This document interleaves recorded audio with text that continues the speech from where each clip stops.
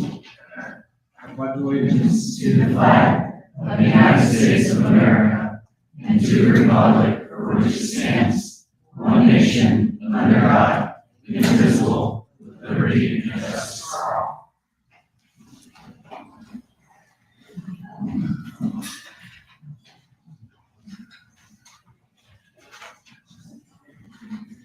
Zoning clerk, call the roll, please. Sure. Don Sutton, Here. Jason Acevedo, Here. Larry Harmon, Here. Brad Cook, Here. Michelle Cook, here, Quinn Mackin, Here.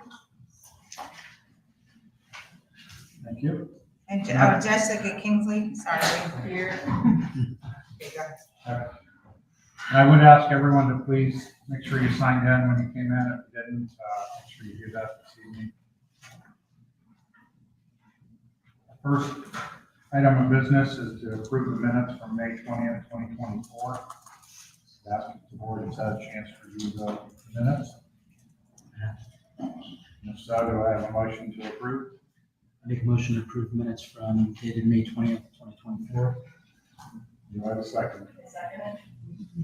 Mr. Acevedo, Yes. Mrs. Cook, Yes. Mr. Harmon, Yes. Mrs. Cook, or Mr. Cook, Mr. Sutton, Yes. Thank you.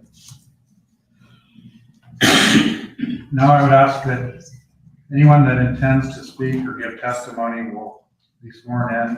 Please stand and be sworn in by the court reporter. So if you plan on giving testimony tonight, please stand. Stand and raise your right hand, please. Anybody who's speaking? I don't know, but I might open In my case mouth. you do, we'll save it now. All right. Do you all solemnly swear that the testimony you're about to give this evening will be the truth, the whole truth, and nothing but the truth, so help you God? Yes. Thank you. Thank you.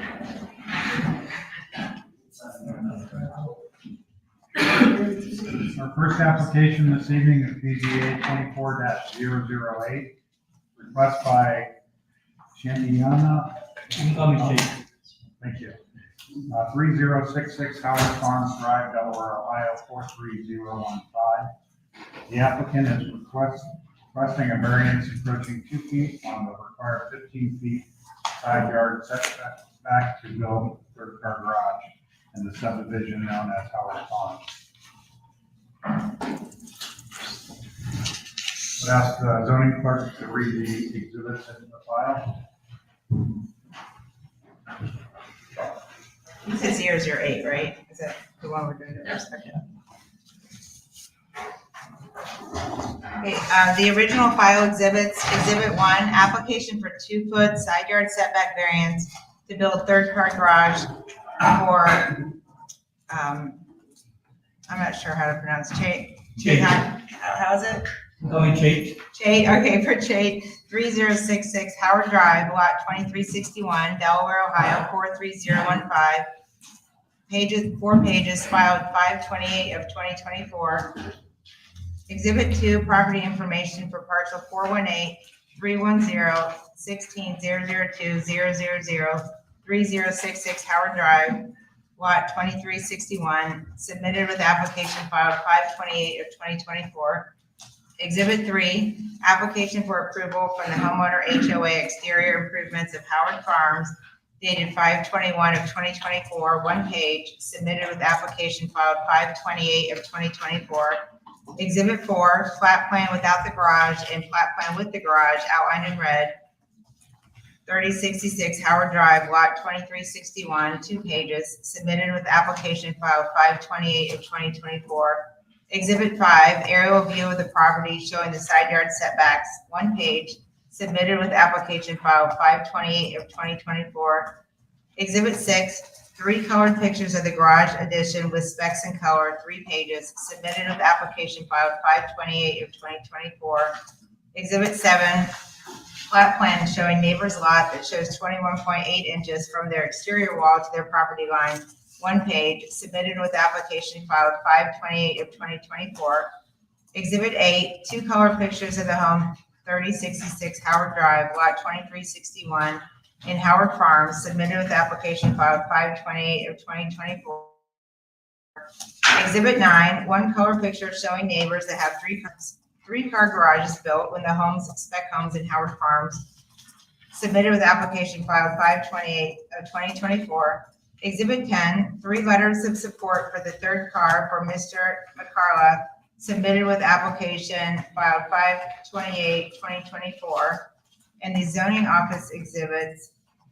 Exhibit 11, aerial view of surrounding property owners within 300 feet and addresses dated 6/13 of 2024. Exhibit 12, request for publication in the Delaware Gazette via email dated 6/17 of 2024. Exhibit 13, notice of hearing to applicant dated 6/27 of 2024. Exhibit 14, letter to adjacent property owners with proof of mailing dated 6/27 of 2024.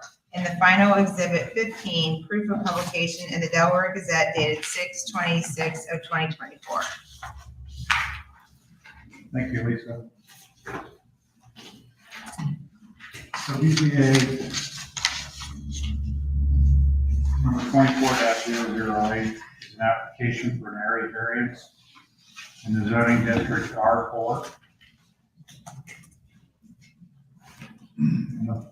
The Board of Zoning Appeals is hearing an area variance. We have 7 things that we should consider tonight. I'll just read from them. In 1986, the Ohio Supreme Court sets specific standards for BZA to use in deciding requests for area variances. That standard expressed in Duncan versus Village of Middlefield, 23 Ohio State 3D 83 suggests 7 criteria for the zoning appeals board to consider in deciding whether the owner has encountered practical difficulties. Those criteria, which are not exclusive, are number 1, whether the property will yield reasonable return or whether there can be a beneficial use of the property without the variance.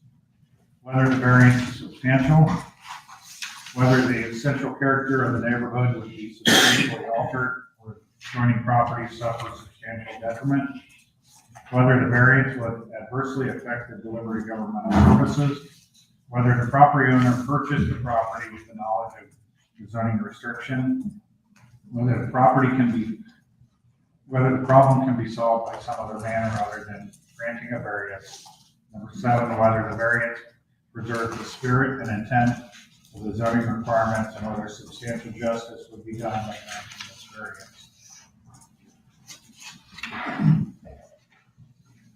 So those are the 7 things that we will consider tonight as we hear the applicant's case.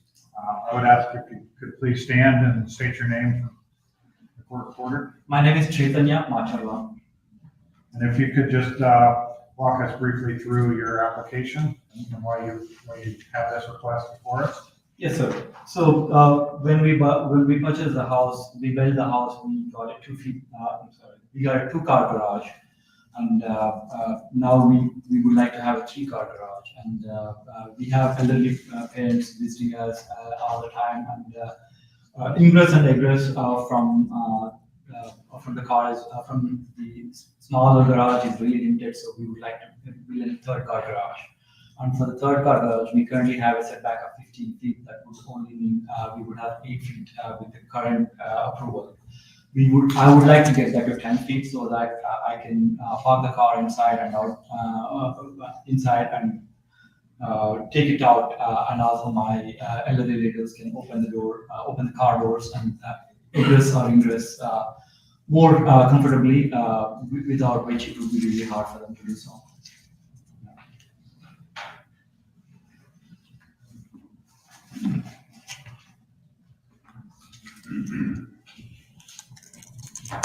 So as we go through the 7 criteria that I just mentioned,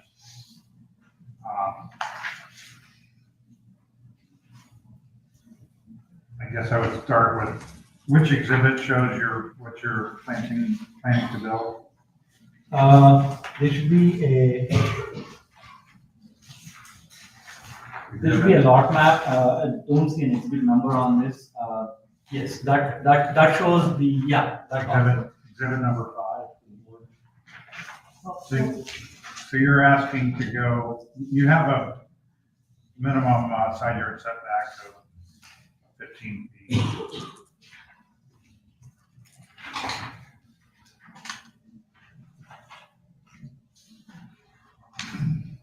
You're asking to go 2 feet into that setback. Right, yes. So you would, result would be that you would have 13 feet Yes. between the side of your garage addition and your property line.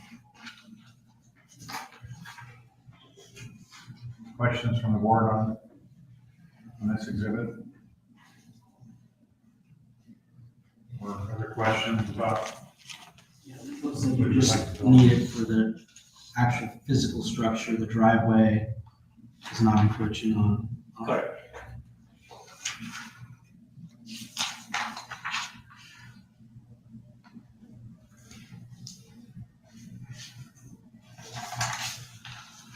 So let's go through the Duncan versus Meadowfield questions. Whether the property in question will yield a reasonable return or whether there could be a beneficial use of the property without the variance. If you could read your response there. Yes. Without the variance, the property will not produce a reasonable return as the nature and design of the home and the lot are meant for a family of a substantial size, but will not accommodate families that need to accommodate family members with medical needs, thereby reducing the value and pool of people interested in purchasing such a home. Also, there is no real beneficial use for families in our situation. But has the value of your home decreased because it doesn't have a third car garage at this time? Well, I can tell it has not increased as substantially as the other houses in the community that do have a third car garage. Whether the variance is substantial? The variance is only 2 feet to the side of the property. This still maintains enough distance between the property and between our property and the adjoining neighbor's property. The structure sits 21.8 feet from the property line. That means that the distance between the exterior walls of the two properties after, if given the variance, would still be 34.8 feet, which is more than the minimum required distance between the two properties.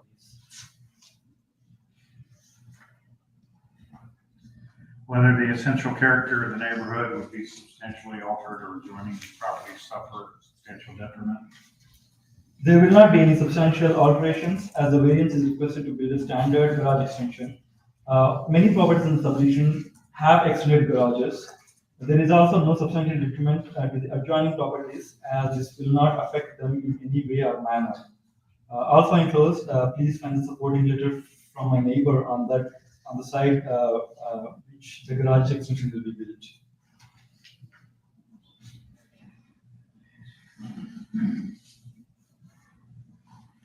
Whether the variance would adversely affect?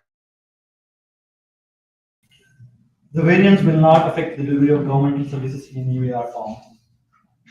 Whether the property owner purchased the property with knowledge of zoning restrictions? I, the property owner, was not aware of the zoning resolution setback impact on the need for family member medical issues. Whether this problem can be solved by some other manner other than granting the variance? The problem cannot be solved by some other manner as building a standard width garage to support the needs of the elderly family members requiring medical issues will require granting the requested evidence. So you're not able to use the existing 2-car garage now? I'm not able to, correct. You what? I'm not able to.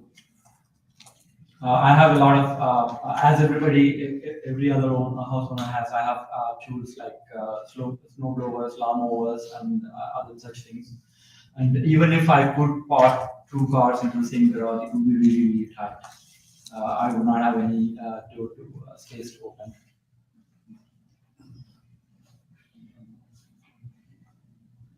Whether the variance preserves the spirit and intent of the zoning requirements and whether substantial justice would be done by granting a variance?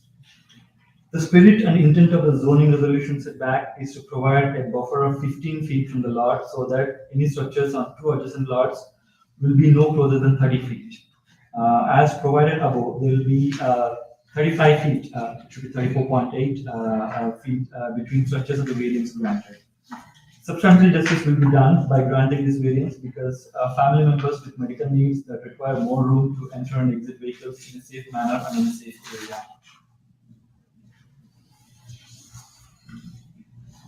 Thank you. Questions from the board?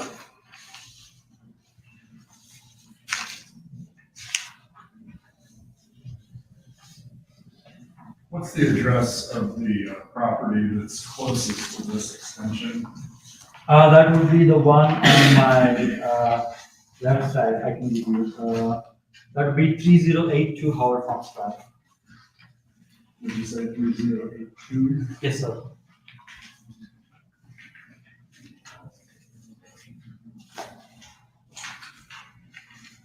So that would be Ramesh that sent us letter? Yes, correct, sir.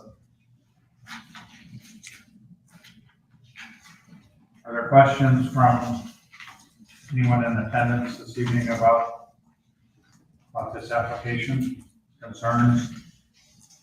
You know, all of the neighbors were notified, so I'm just curious if any of the neighbors have comments.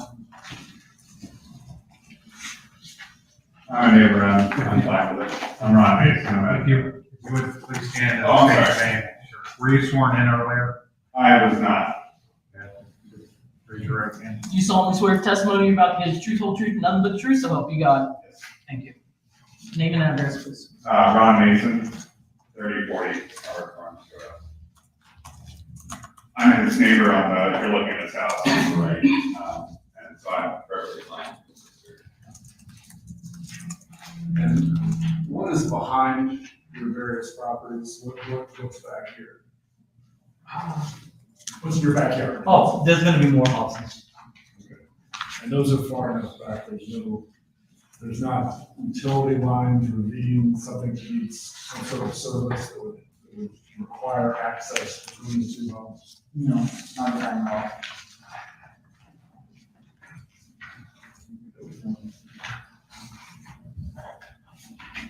Additional questions from the board? Just to clarify, between exhibit 4 and exhibit 5, does your property line run on an angle or is it straight back?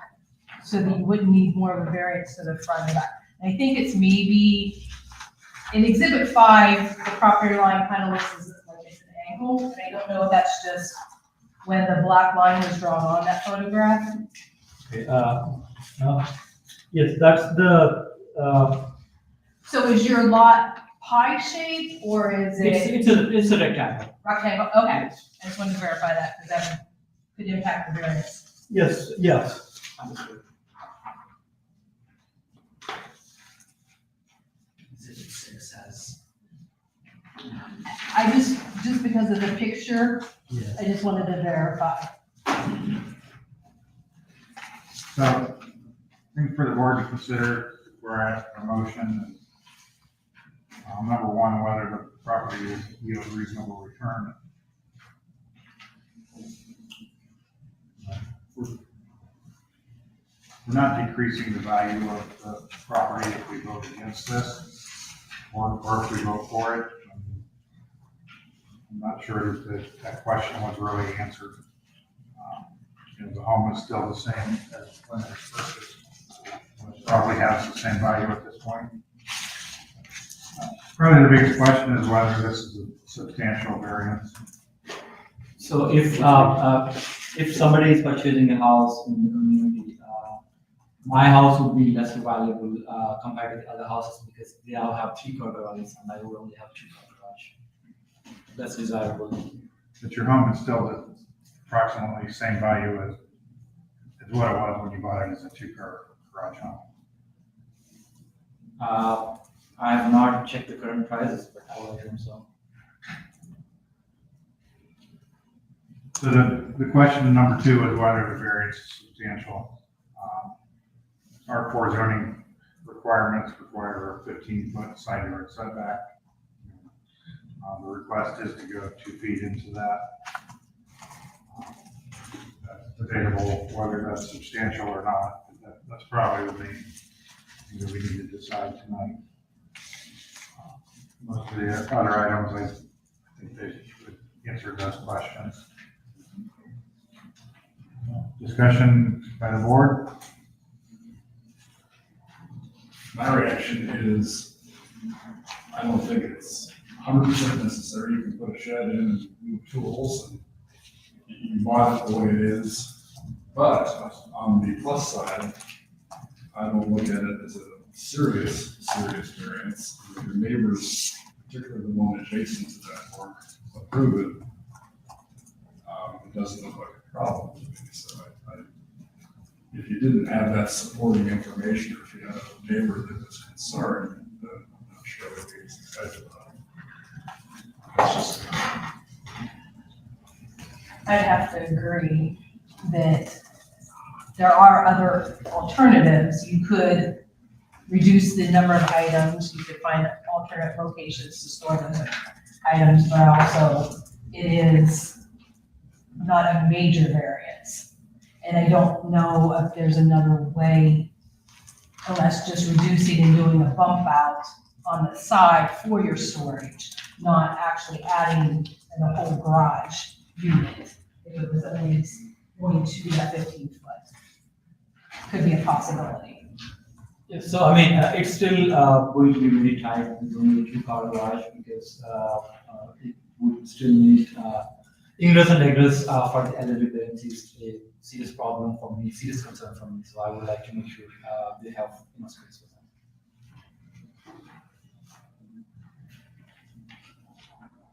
Do we need further discussion, or can I get a motion from the board? Make a motion to approve the variance. a second.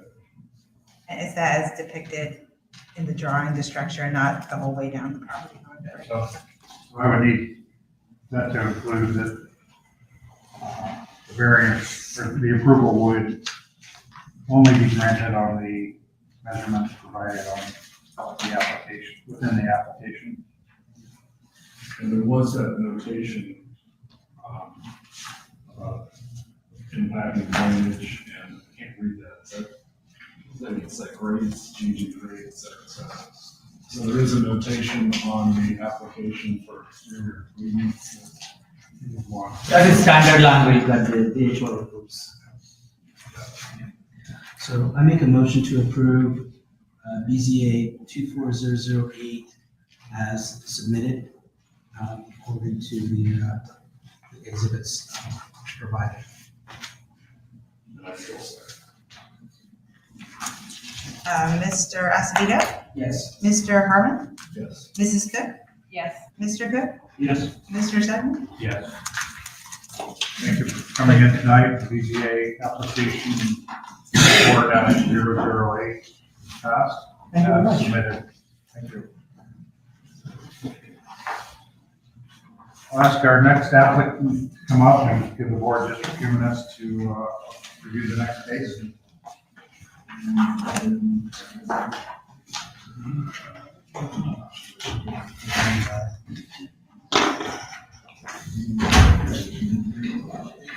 And our next applicant will be 24-010.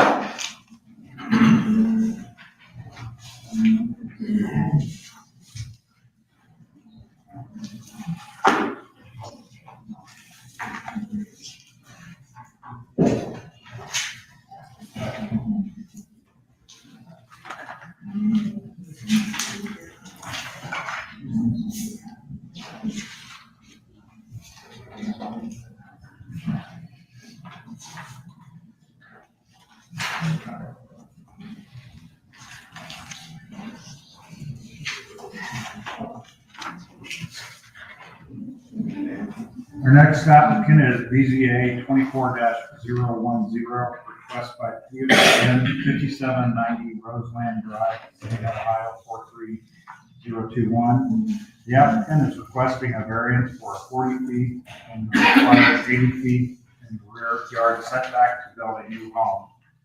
Allen Creek A-Frame LLC, 5770 Roseland Drive, parcel number 418-44-0010-41001, plus or minus 2.5 acres, Galena, Ohio, 43021.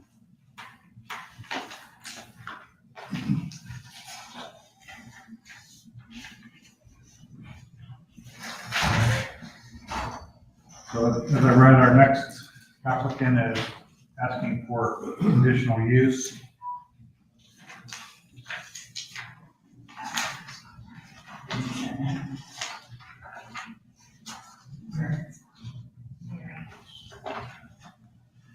If, who's going to clerk, please read the exhibits and. Sure. The original file exhibit. Okay, exhibit 1, application for variance, 5790 Roseland Drive, Galena, Ohio, 43021, for a rear yard setback, 7 pages, filed 6/7 of 2024. Exhibit 2, legal description, exhibit A, 1 page, submitted with application filed 6/7 of 2024.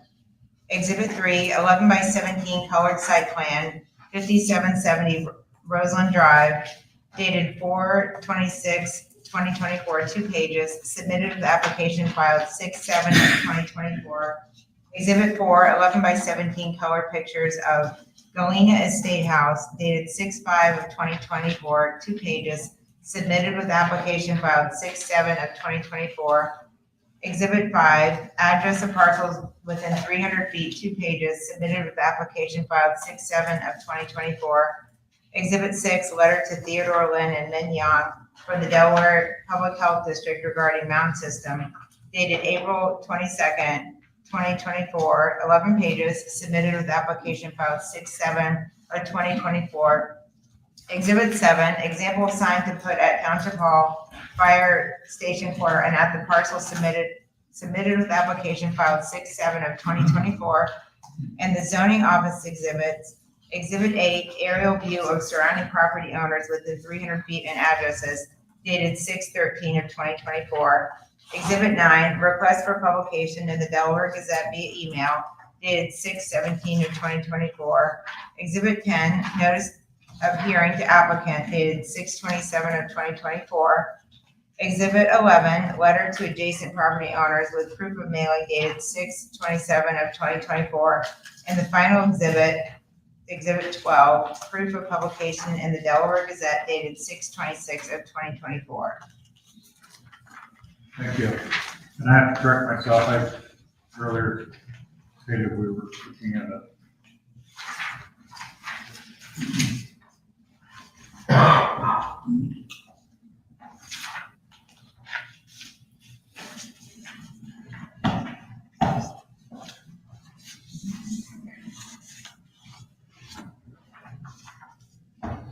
we're looking at conditional use. This is actually a application for a variance.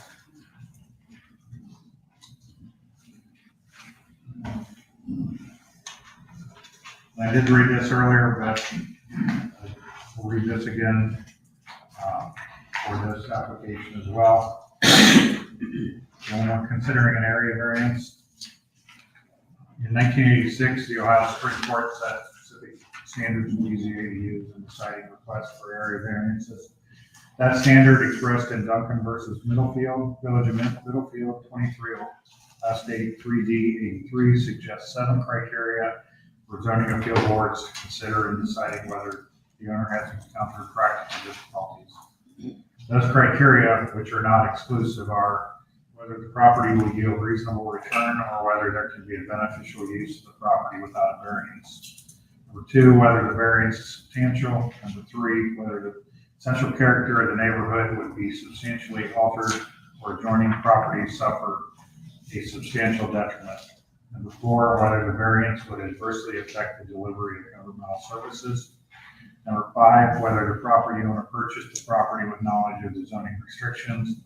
Number 6, whether the problem can be solved by some other manner other than granting a variance. Number 7, whether the variance preserves the spirit and intent of the zoning requirement, and whether substantial justice would be done by granting the variance. So if you would, if the applicant would please stand and introduce yourself. I'm gonna start on behalf as the Development Architecture Collaborative. We procured the document from everything together, the variance package on behalf of the owner. I do want to note that this is for 5770, not 5790. There seem to be some references to this has to do with the property on 5790. It's actually 5770. This is number one of the original votes. Yeah. I just want to make sure that because there keeps being referenced back to the property 5790. So the application was submitted for variance 5790. I think that was because we thought that was the property owner's address, not the subject property, which is labeled as 5770. The address of property on the application does say 5770. The mailing address is 5790, but the address of the property for the variance is 5770.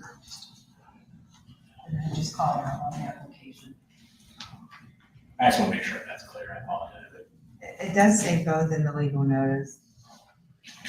It says 5790 and 5770. It should just be 5770. Yeah, 5790 is the mailing address for the property. Oh, okay, that's fine. That's fine. Exhibit 1 application. Okay. Mailing address is 5790. Property address is 5770. In the application. Thank you. So if you could tell us a little bit about what you're requesting to build. Could you introduce yourself again? Yeah, sorry, Daniel Mayer, Development Architecture Collaborative. Were you sworn in earlier? I was. So what we're proposing, and the reason we approach this is, Ted bought the property in late 2023 from, I don't know who we're looking from, I apologize, but bought the property, nice wooded lot, was the intent to build a single family home on wooded lot, try not to disturb anything. What ended up being a couple various issues and that was unrealized was the septic system design. So what we wanted to do was to avoid working with at least 3 different septic design teams, trying to figure out what's the best solution. Provide enough septic system for an adequate house somewhere in that 3,000 to 4,000 range, which is not unsimilar to some of the homes being built in that area. Part of that was you had 2 dynamics. You had the pond that was built back in that very late 1980s. That was the original retention and storm system for the A-frame that's on the adjacent property, not on this property. That currently is right there in the middle. In order for separation of those things and to avoid any sort of cross-contamination, because I mean, whether we know it or not, I'm not a great septic person, but I know that that's not a viable or adequate design septic system to today's standards in terms of containment. So as a result, the septic designer has a certain distance back that they need to be to put in a mound system which least disturbs the tree and surrounding nature, which is one of the goals of the property, was to avoid cutting down a bunch of trees to put in it, whether a spray system or something like that may be on similar properties that have open space. So with that intent in nature, the house had to keep kind of shifting back to make clearance for that from where it wanted to be originally. And as we got further back, there was also the equipment to maintain the system. And in order to avoid building that into that 25-foot side yard setback for either side of the properties, it has to kind of go behind the mound system, away from the pond system. So that equipment being placed there keeps pushing the house further back. And so we ended up around 40 feet away from the rear property line, which fortunately also is a larger clearing. So a lot less trees removed, things like that. Keeps that front half of the property as its original intent with a heavily wooded lot. And so that was one of the reasons why, just as the septic designer designing, we kept working with different variations, looking at different options, and it just wasn't working the way we wanted it to in terms of being able to get the house where we needed it to be. And so that's why we ended up pushing it back to that 40-foot request from the 80-foot standard variance, or the standard setback.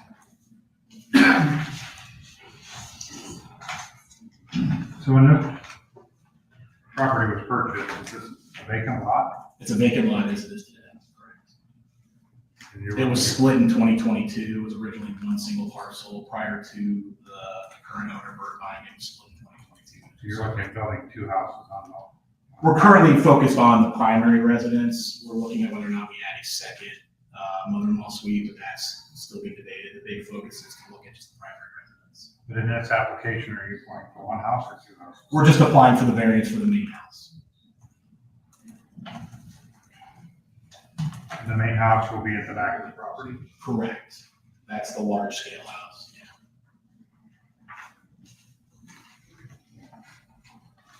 If we decide to proceed with an ADU, we have to come back for, we would have to submit additional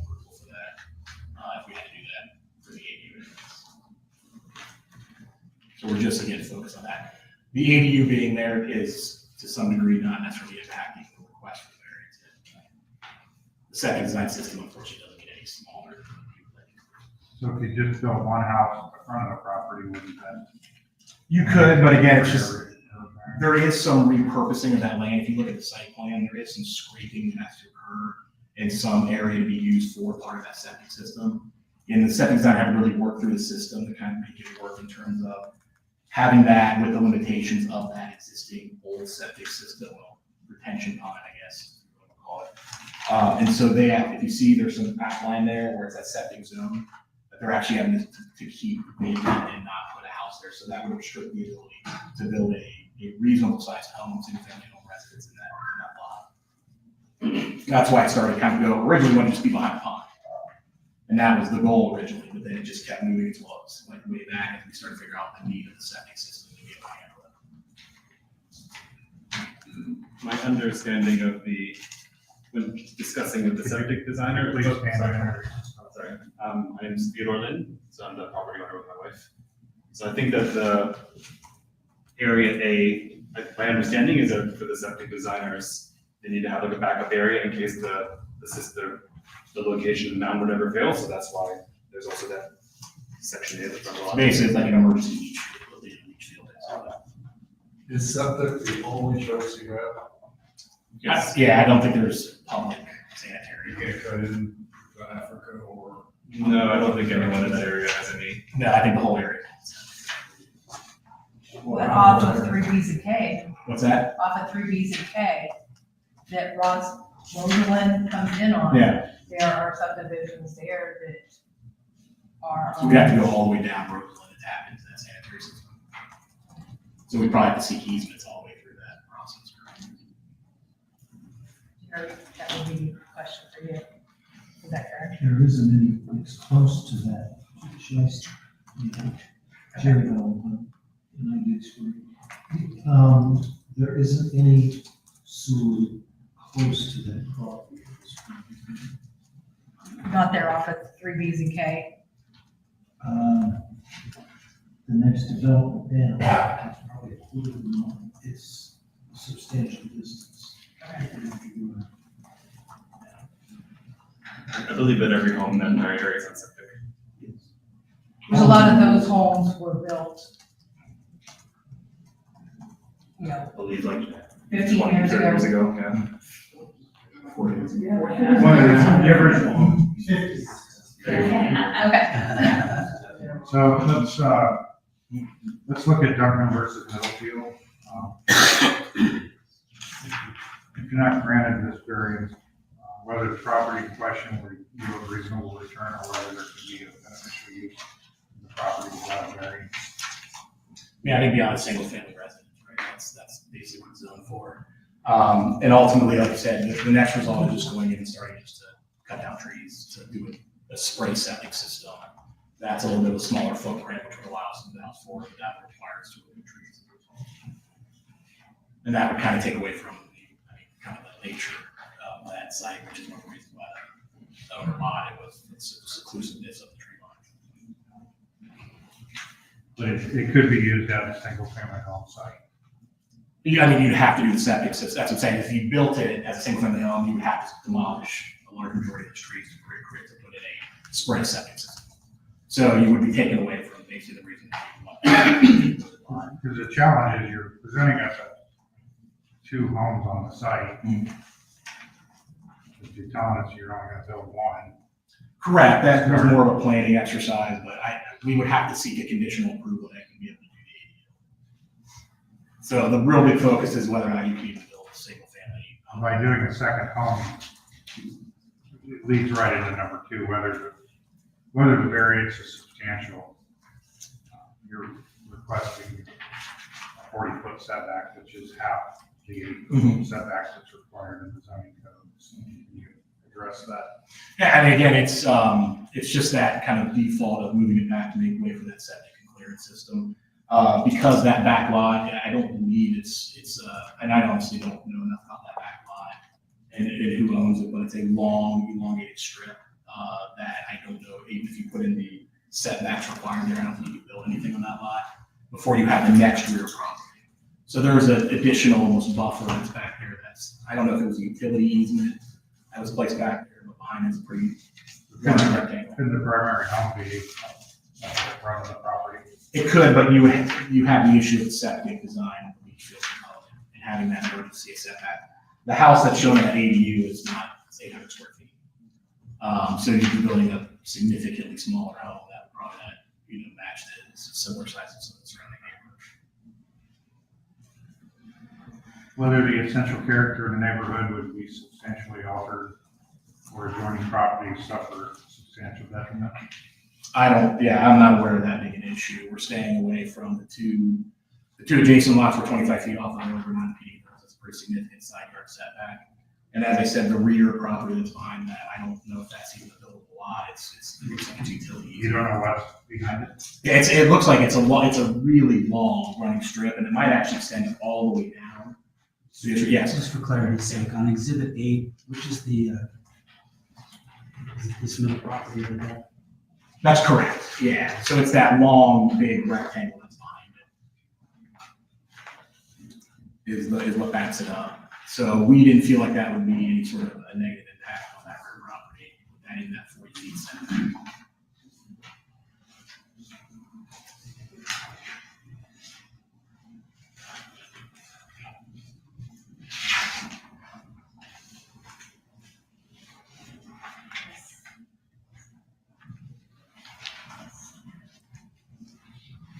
So the property behind you is off of,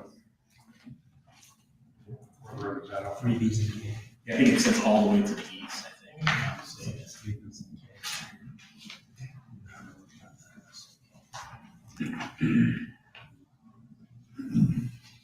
Whether the variance would adversely affect the delivery of governmental services? I don't see any problem.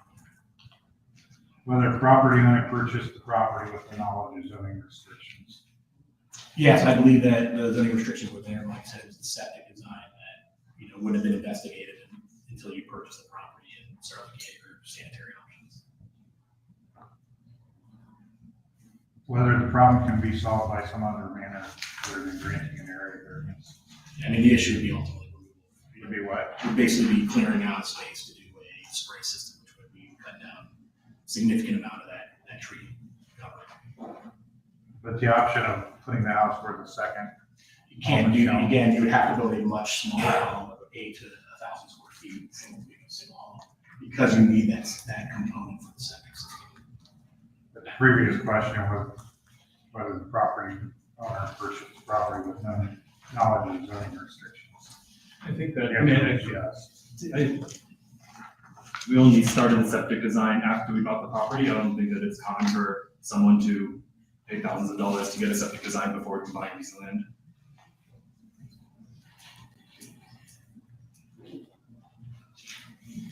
You couldn't put your septic system back in the area where you're talking about clearing, building the home? You would still be having to do it. I mean, that significant movement is still going to be a decent amount of treatment. But you're not encroaching on the 8-foot setback when you did that. Well, and honestly, if you go to the 80-foot setback, you may not even have enough space to build a house forward because, again, you have that separation of that septic system that was designed in the 80s, which wasn't properly designed.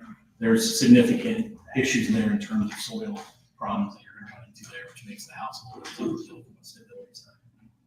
Your foundation, they're going to need some extra, a heck of a lot of work to almost do a bathtub foundation design, which is very cost prohibitive for most houses.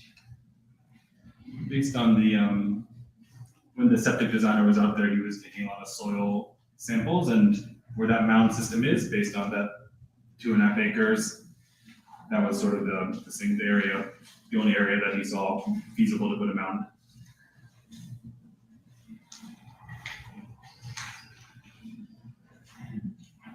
Whether the problem can be solved by some other manner than granting a variance?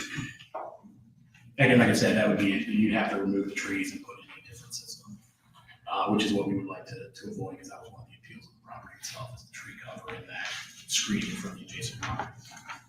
What is the requirement, number of acres per building, for homes? I believe it's actually 2.5 acres, which is why they divided it this way. I could be wrong, but I think that's. 2.5 acres, but you're submitting a plan with 2 houses on it to us. Correct. But like I said, the ADU itself, we're not, if that has to remove itself as a condition. Whether the variance preserves the spirit and intent of design requirements and whether substantial justice will be done by granting the variance. Again, for us, it's just about the preservation of the site. And not going in and doing the subdivision, wipe it clean, and then rebuild and plant some new trees, which won't give it its full, again, intent of what's out there in that area. Most of those are very heavily treed lots, which is the ideal. Questions from the board? Yeah, for the spray system, as you were mentioning, removal of trees, as I look at your exhibit 3, where would we, if that was the alternative, where would we be removing trees from? It would literally be the center of that site where that mound is. Because again, as Ted mentioned, with the soil samples were taken, that was basically the optimum location to be able to put it to make sure it affected the horse and didn't create any problems on other parts of the property. So basically, that whole center is still tree line. Yeah, I mean, it's really pretty much, once you hit that pond area and go back, it's very heavily treed till you get to that last 50 feet, and then it starts to kind of taper off.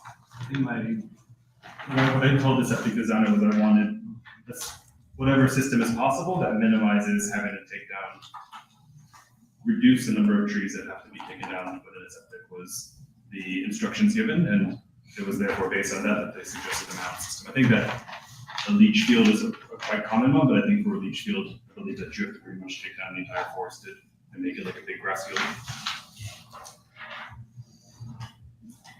So the setback is being needed because you don't want to take trees down to have this septic system.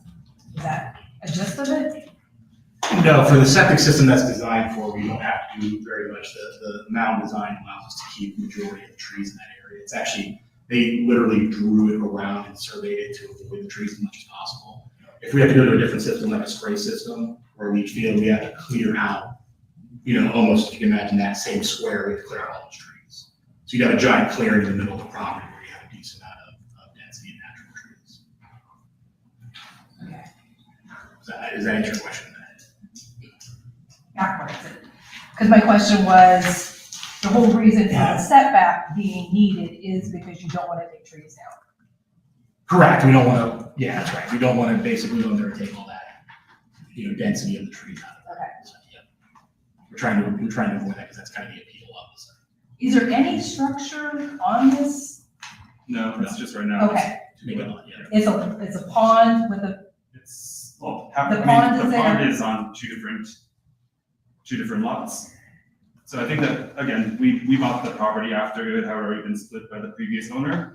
The pond used to be on a single lot, which was 5790, which used to be a 5-acre lot. And that pond was for the septic design of the 5790, but since the previous owner subdivided it and added 5770, the pond is still there. So we need to then design a mound system or a septic system that respects the pond, the existence of the pond that's already there. okay. My next question is, could you reduce the footprint of the home to not encroach onto the setback as much?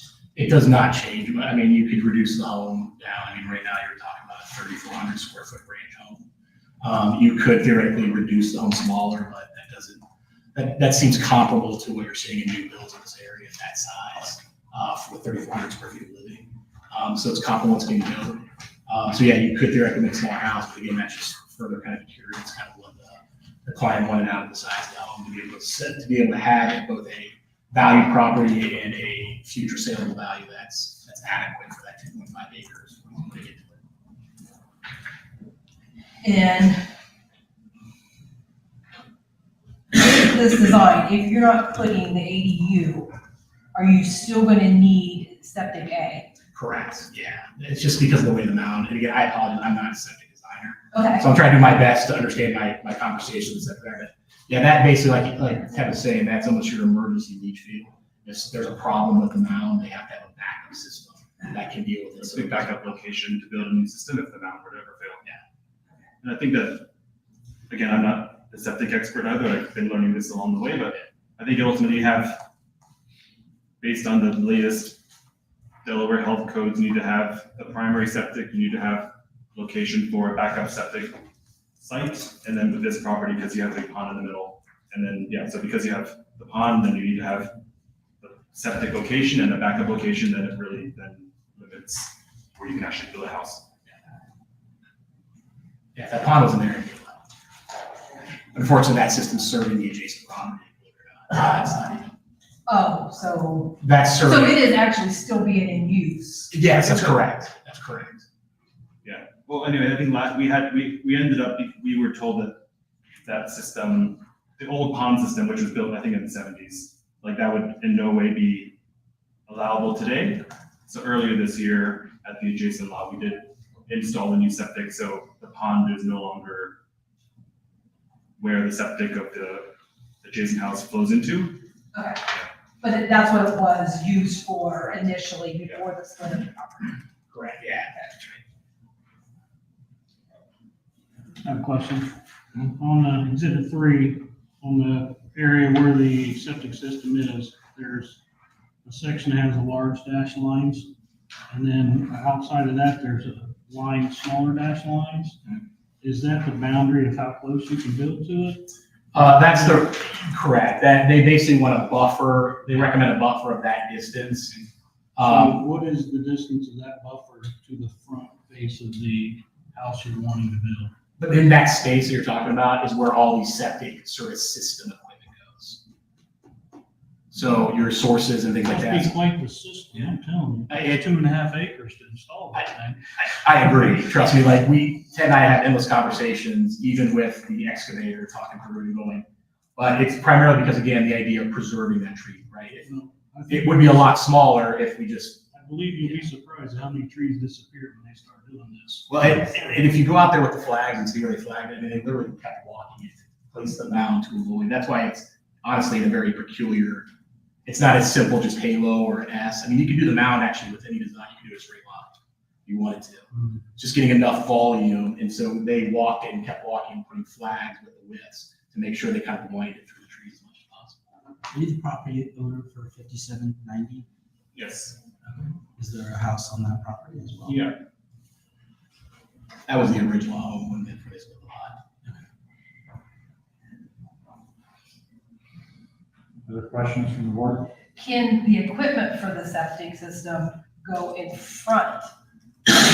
So in between it and the It pond? would be too close to the pond. They're trying to, again, because of the way the original pond was installed, it just wasn't done to today's standards in terms of separation and containment. And so that's the concern is you can only be so close before you can have household issues. So they're trying to make sure that there's enough buffer there and have that spacing. Did you happen to have your septic, the individuals that designed it, are they here with you tonight? They are not.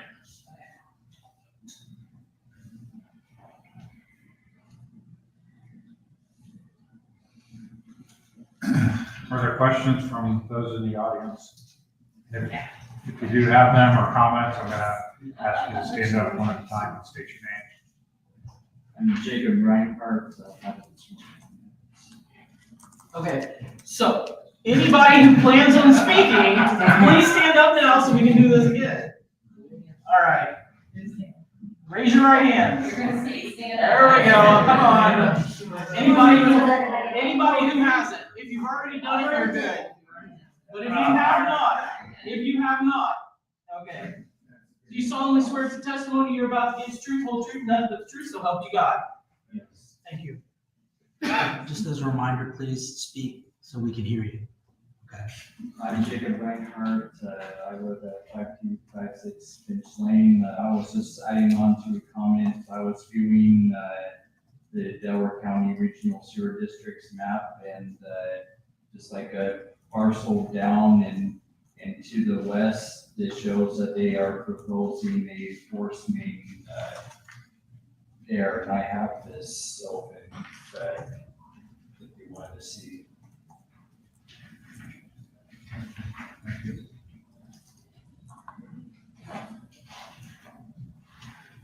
Other comments?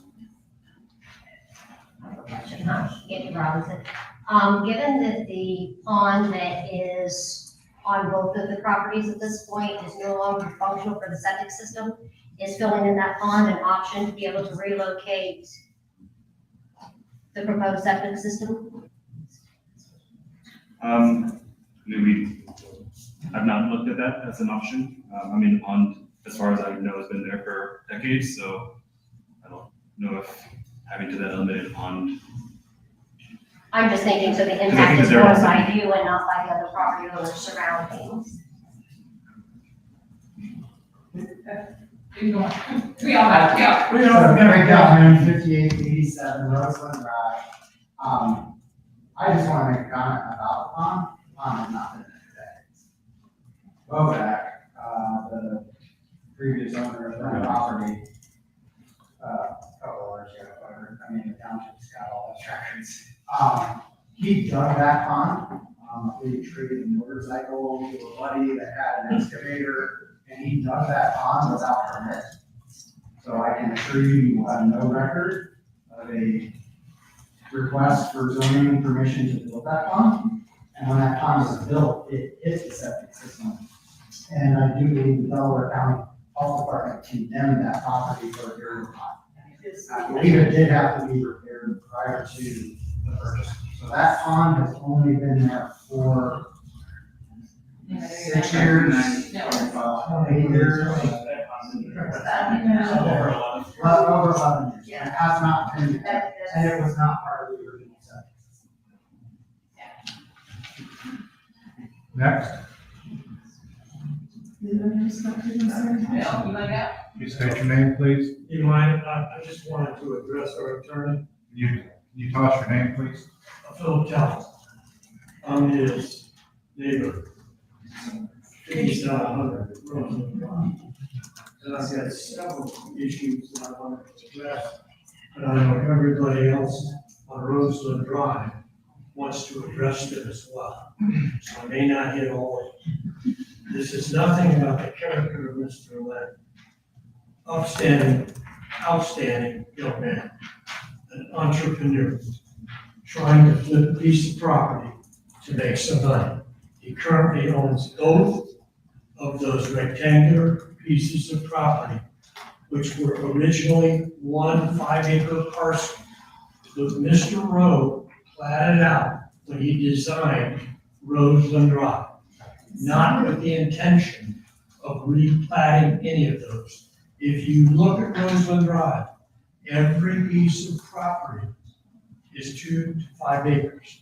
I had the 5 acres parcel next to him in hopes, when the new owner bought it, after it was auctioned off, that he would keep it intact, of which he didn't.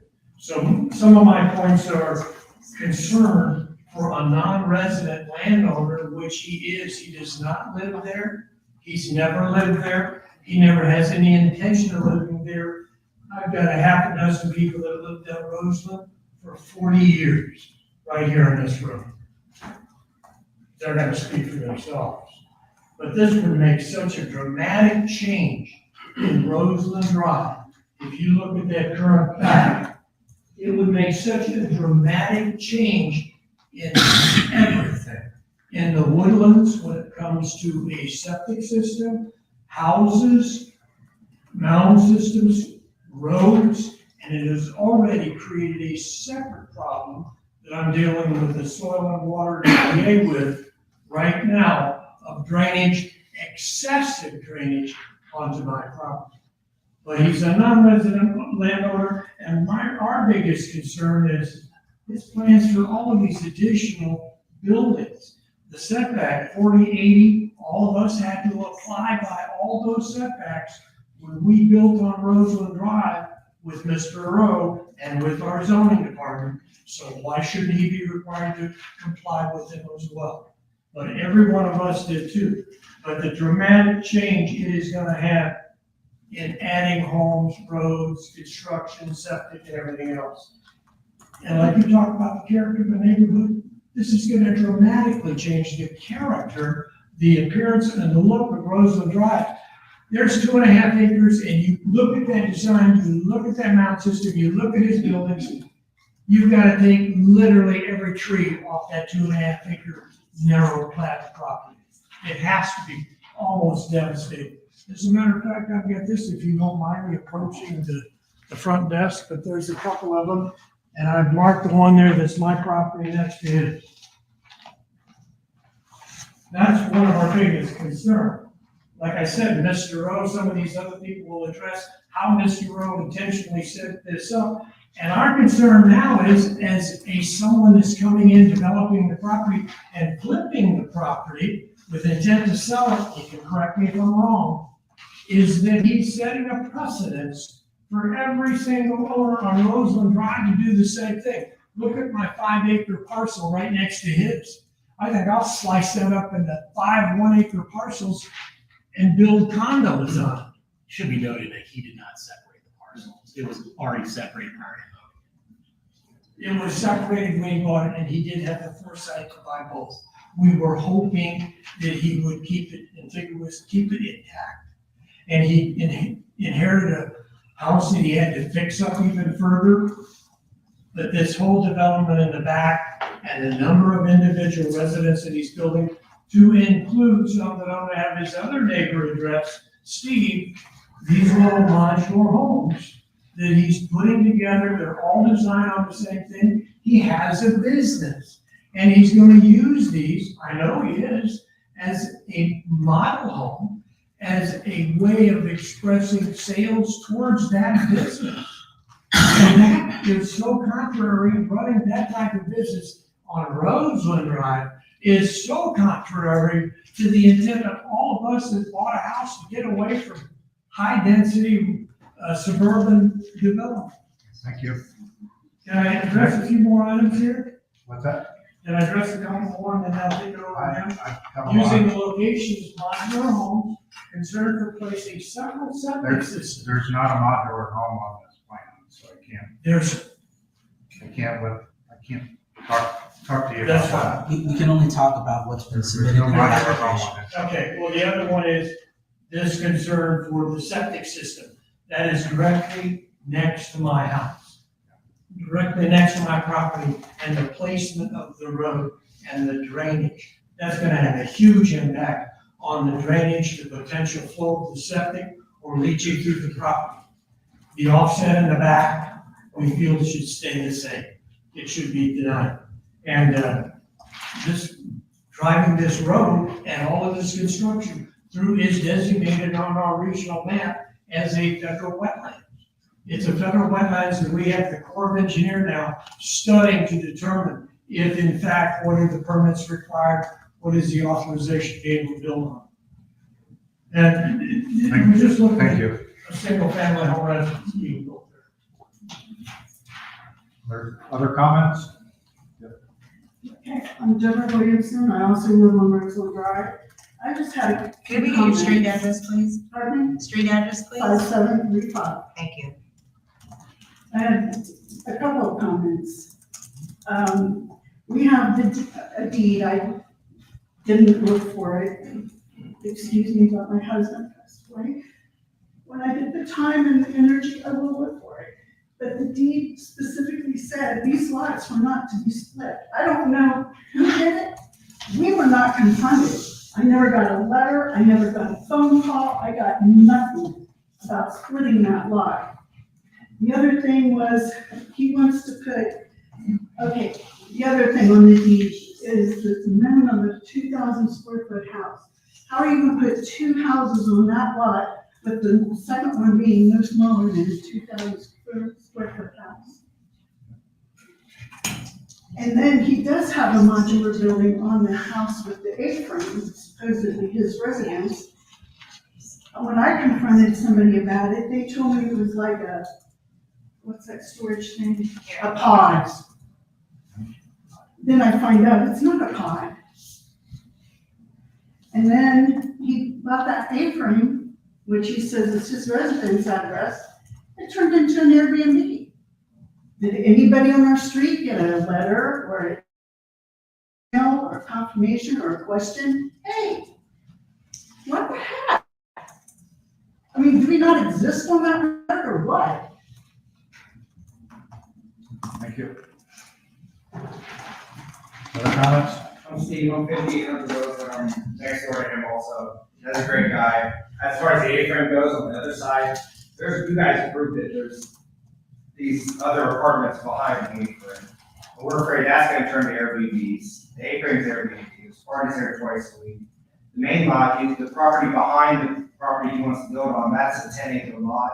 And I know a couple years ago, it was proposed to do 5 houses back there on 2-acre lots or something like that. We didn't hear a case about building anything there. On what? Board, that would not have come before the Board of Zoning Appeals. You said that we heard a case about. No, I'm just saying he did build these 1-bedroom like apartments behind the A-frame. He got the permit and everything. I don't know why it didn't have to be approved, but I mean, there's a 1-bedroom apartment behind the A-frame and there's another one being built. So then we're just concerned with the property.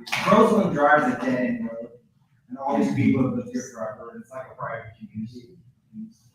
And I don't know what you're doing is, once you get approval for the 3,000 square foot glass monstrosity on the property, next comes the 700 square foot guest house in front.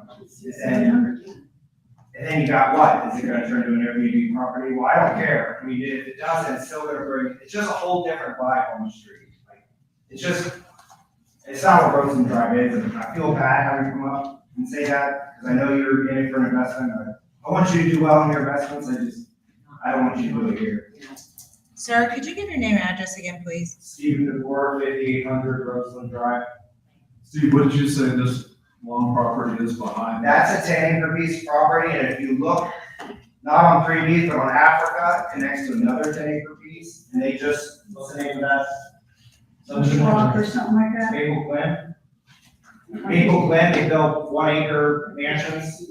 This is where I have some concerns, when you all said that this is kind of maybe just utility or something.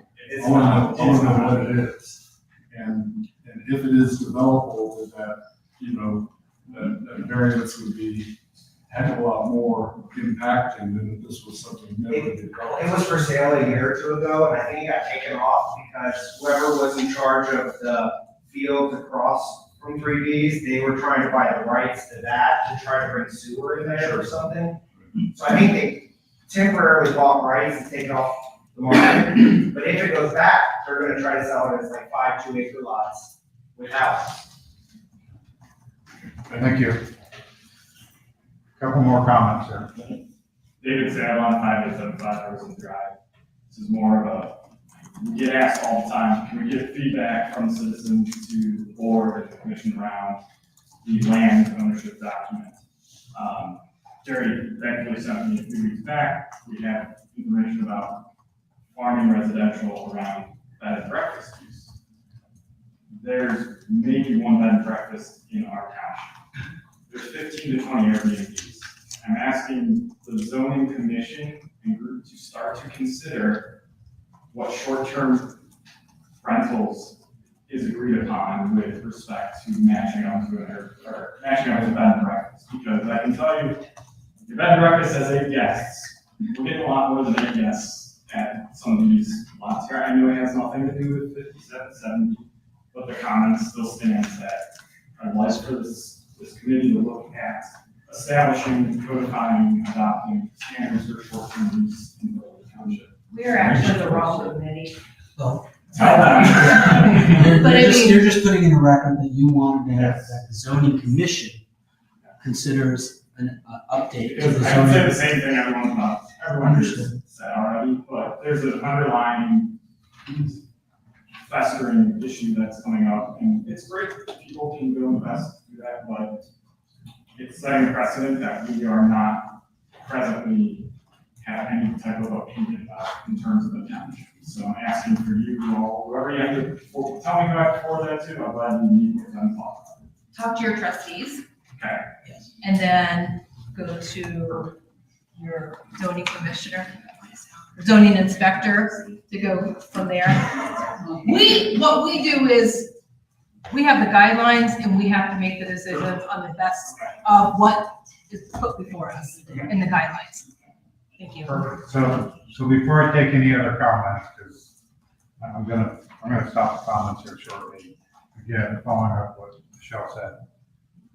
Comments need to be addressed to this hearing tonight. We cannot change the zoning code in a township. I understand frustrations that everyone has.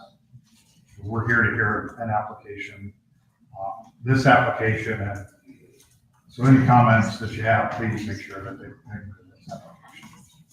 I'll take 3 more people and then I'm gonna have to move on. My name is Michael Shade, I'm an attorney at law in Delaware, Ohio.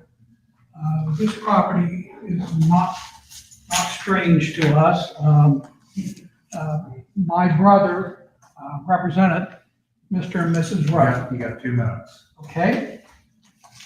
What I'm handing you out are materials that I believe are relevant to any decision you make. The one thing that I want to point out to you is that in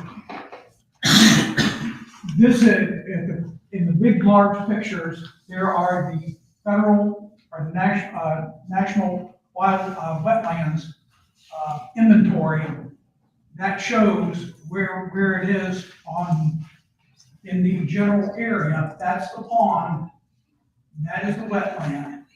And when you look at this plan that has been proposed for this property, you will see the drawing you have before you, you will see lines drawn. Those are the outlines of the wetlands area. The wetlands area, the roadway goes through the wetlands. The septic field goes through, the septic system goes through the wetlands. And in there, I've enclosed pictures showing you pictures of the wetlands. And the granting, the type of system they have, you're gonna have to take out a whole bunch of trees, because if you look at the map that I attached, not just of the wetland map, but if you look at the other map behind it, basically the property is covered with trees.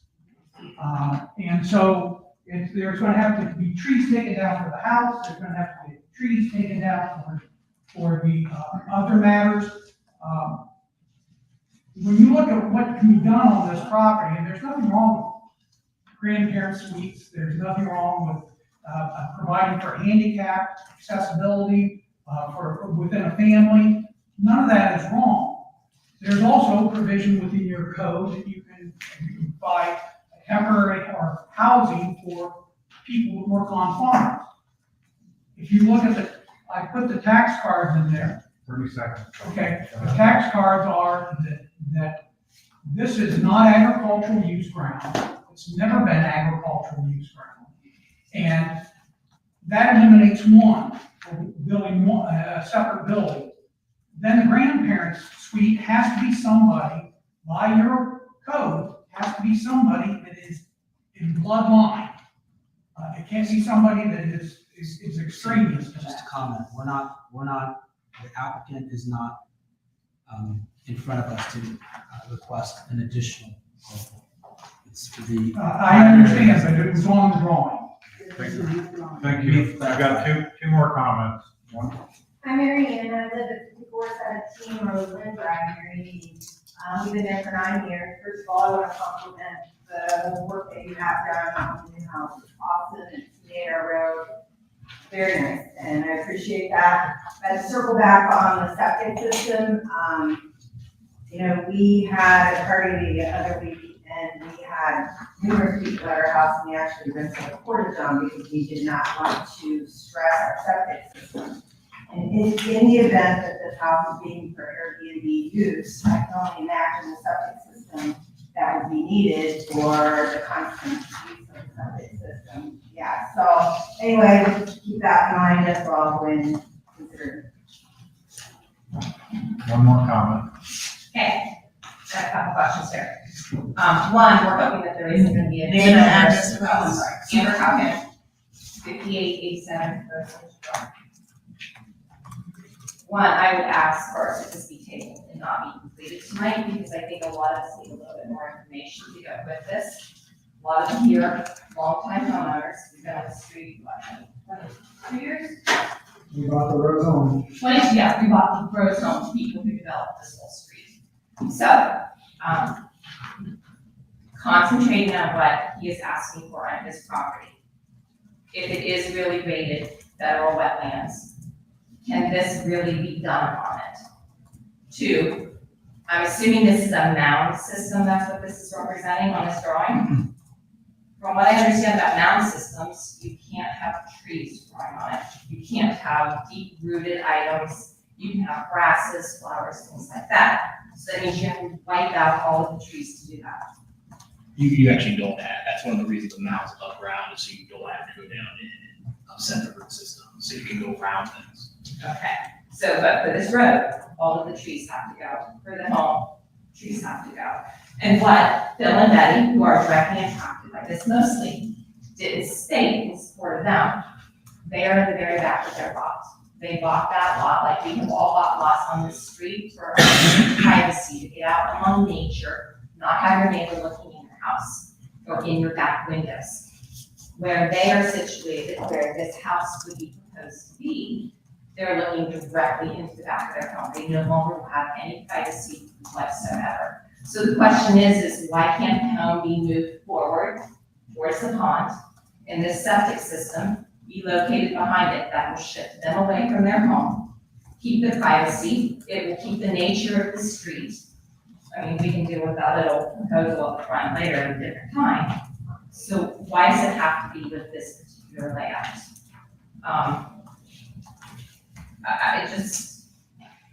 I don't understand, I'm not a septic expert at all. But I don't know why it's split, maybe. Thank you. I think we gotten the feeling from all the neighbors in the area there. I appreciate your comments. I know there's more of you that would like to speak, but I think we understand how everybody feels at this point. I do appreciate that. Do you have anything in your application from your septic system? This is the approved by the Delaware County septic system is in there as approved. And it was approved to be built on that property? Based on the design, and we work closely with the county to design it with that intent. So the sequence was. Hasn't been signed off by the health department? But yeah, it's all been approved, the septic system. We had to actually, we thought we had to have it approved prior to doing this part, because you have to submit it as part of the package, so we had to approve the process for the county. Questions from the board? So this is a little bit of a conundrum. Is that what I've heard is that want to protect trees, and any septic, from what I'm understanding, whether it's mound, whether it's leach field, is going to take trees out, right? I think it's, you're taking trees down, but you're limiting the number of trees, and a mound is a methodology which has the least amount of trees that you have to take down.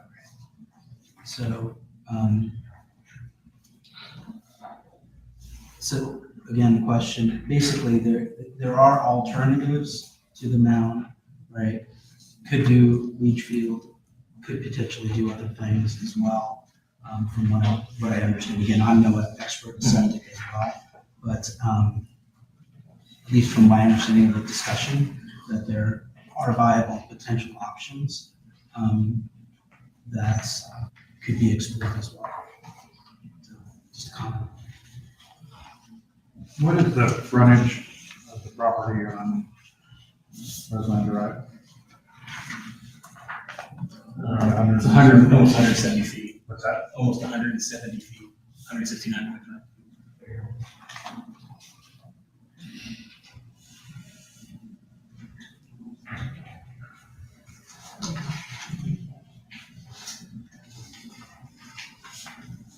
Our zoning code says that 2 to 3 acres, you have to have 175 feet.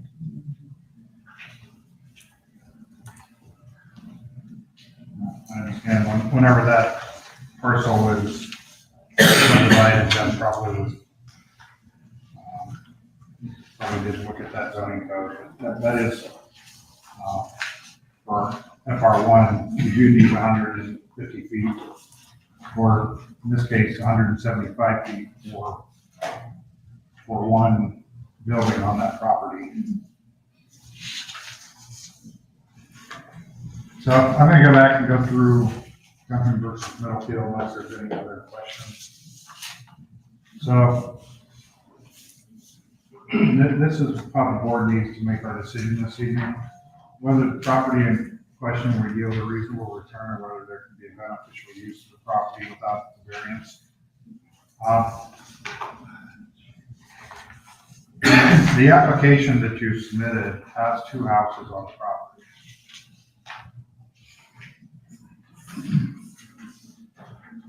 And telling us that you're only gonna build 1 to begin with, and you want us to consider the use of the property with just 1 house, but your plan does show 2 houses on it. And because of that, it's creating this issue with the setback. You're asking for a variance of 40 feet, which in an area that requires an 80-foot setback, because you're showing 2 homes on the application that you're submitting to us. So I'm really confused why you would put this application in if your intent is only to do 1 house. So we need to consider that for this application. I think, sorry, one quick comment. I think that that second unit, regardless, even if we ever did want to build it, we would have to come to the same board anyways to get that approved. So I think that, as Dan mentioned, I think the main issue is to locate a house of 3,000 square feet. It pushes you towards the back. And then I know that a lot of the discussion today is on that front property, but regardless, that front property would have to get your approval in the future if we ever go down that route. Number 2 is whether the variance is substantial. In my opinion, It is. the board will have to decide this, but you're asking for a reduction of the 80-foot setback to 40 feet, which is cutting it in half. That is a substantial variance if we were to approve. Whether the essential character of the neighborhood would be substantially altered or adjoining properties suffer substantial detriment. We've heard quite a bit of comments from those in attendance tonight about their concerns, what it will do to their adjoining properties. So we have to take that into consideration. I know you feel as the applicant that you're not changing the detriment. I don't know what businesses you're planning on running out of this, but it sounds like you are on an adjoining property already. So, from that standpoint, I think, and the comments we had here tonight, I think you are changing the neighborhood. Number 4, I don't think you're affecting government delivered services. Number 5, whether the property owner purchased the property with knowledge of zoning restrictions. You say that you were aware of the zoning restrictions, so this should not be a surprise that we have rear yard setbacks. Whether the problem can be solved by some other manner other than granting a variance. Again, there are options on this property. The application you're presenting to us shows 2 homes on it. If you submitted an application with one home on it, I don't think you would need a reduction in your rear yard setback to 40 feet. And whether the variance preserves spirit and intent of zoning requirements and whether substantial justice would be done by granting the variance. I think we have to consider all of these things above, and there's real questions on most of those questions. So I think we would not be preserving the spirit and intent. So I'm going to go ahead and just make a motion here that we deny the application as presented for BZA case 24-010. And I'll ask if I have a second. I second. Mr. Sutton? Yes. Mr. Harmon? Mrs. Cook? Yes. Mr. Cook? Mr. Azevedo? Yes. Thank you for coming in tonight, and best of luck with your property in the future. Thank you, everyone that came in to comment on that application. We do have one more application tonight. Do you want to take like a 1 minute break? We'll take a 5-minute break.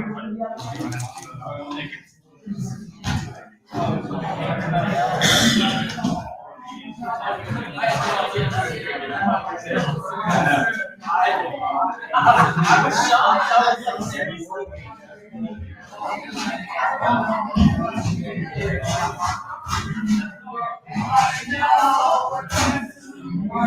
Yeah, I figured he was gonna, they were gonna try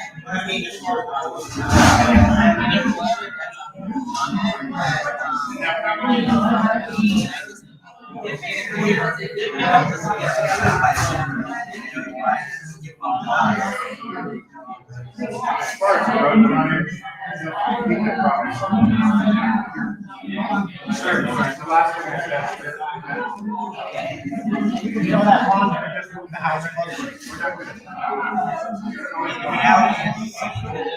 But it was Anderson's house, so we're gonna build some kind of second.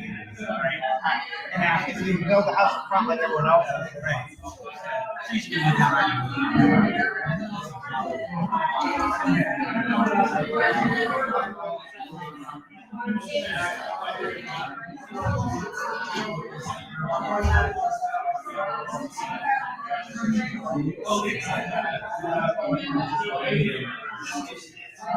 Yeah, it's not Airbnb, so trustees.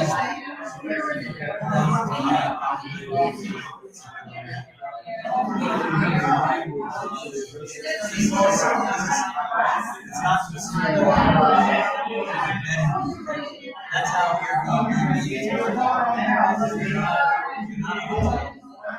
You're basically just pay me come along and you have a set. So you're renting so.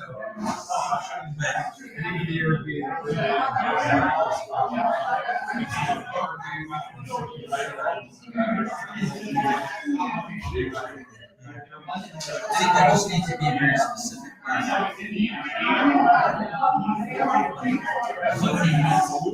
Yeah, that's how Airbnb is making money. They started out with 2012. We had an apartment, I think they had an apartment in California. And they would rent out their apartment to other people. And then they started Airbnb. Now they're billionaires. Airbnb is bigger than Marriott, and the clients to the big hotels.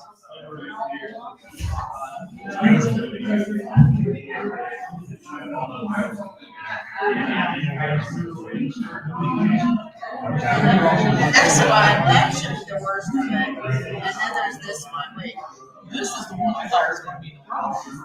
It could, no, they are. Folks, if you're leaving, please go ahead and step outside. We have another meeting here. You're all welcome to stay.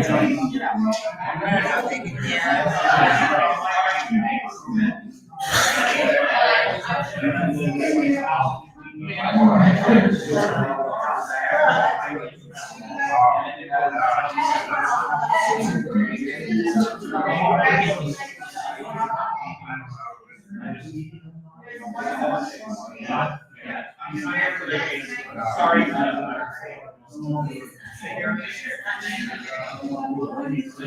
The temperature in here just went down by 20 degrees. Feels much better in here now. Yeah, it's cool. Outside? In here. No, in here. Oh, it's in here? Oh, that went over my head. I was like, it was 70 degrees. It feels much better. At least there's no crossings anyway. Remember? Were you here for that one? Oh my god. Yeah, because we did the part.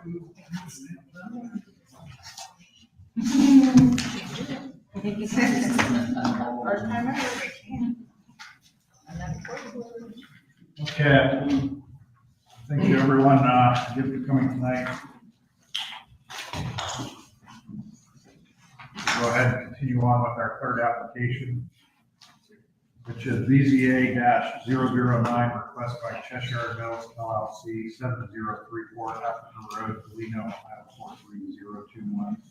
The applicant is requesting a conditional use permit to build 3 family dwellings containing 2,000 square feet apartment and apartment with Unit A having an office facility for permitted use. National American Industrial Classification System, NACIS code number 54, specifically number 541340 drafting service and number 541410 interior design. Apartments may be permitted under the commercial district, section 12.03 conditional use. B, apartments in areas over 1,000 square feet exclusive of porches, basements, and garages at parcel number 418-410-106900, Cheshire Road, plus or minus 3.919 acres, Toledo, Ohio, 43021. Applicant seeks a permit grant subject to recording condominium declaration for said parcel for ORC 5311, so units may be sold individually as common, while single-family attached dwelling units. That's the zoning clerk, please read the exhibits. Original file exhibits, Exhibit 1, application for conditional use permit for 2 3-family dwellings, Cheshire Mills LLC, 7034 Africa Road, Galena, Ohio, 43021, filed 5/28 of 2024. Exhibit 2, 11 by 17 colored sheets, BA.O, cover sheet, BA.1, Alta Land Title Survey for Parcel 1, BA.2, Article 12, Neighborhood Commercial District Standards, VA.3, Article 24, General Standards, VA.4, Article 26, Landscaping Standards, VA.5, Signage and Lighting, VA.6, Existing Triplex Apartments, VA.7, Site Compliance, VA.8, Landscaping Plan, VA.9, Elevations with Dimensions, VA.10, Footprints with Dimensions, dated 5/28/2024, 11 pages, submitted with application filed 5/28 of 2024. And the zoning office exhibits, Exhibit 3, aerial view of surrounding property owners within 200 feet and addresses, dated 6/13 of 2024. Exhibit 4, request for publication in the Delaware Gazette via email, dated 7/16 of 2024. Exhibit 5, letter appearing to applicant, dated 6/27 of 2024. Exhibit 6, letter to adjacent property owners with proof of mailing, dated 6/27/2024. And the final Exhibit 7, proof of publication in the Delaware Gazette, dated 6/26 of 2024. Thank you, Lisa.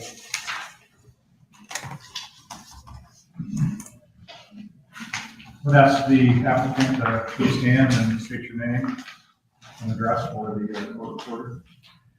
Good evening, my name is Brian Hunt of Loveland Law LLC, appearing on behalf of the applicant. My address is 3300 Riverside Drive, Suite 125, Upper Arlington, Ohio, 43221.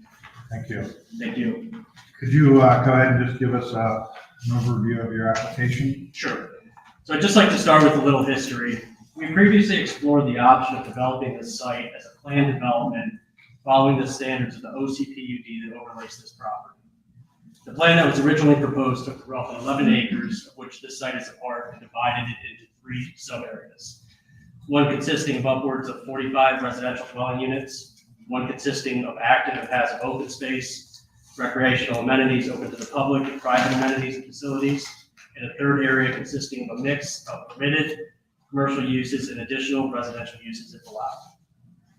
We appeared before the zoning commission on 2 occasions last November and December to discuss that plan, and we received several thoughtful comments from the township residents, neighboring property owners, as well as the commissioners.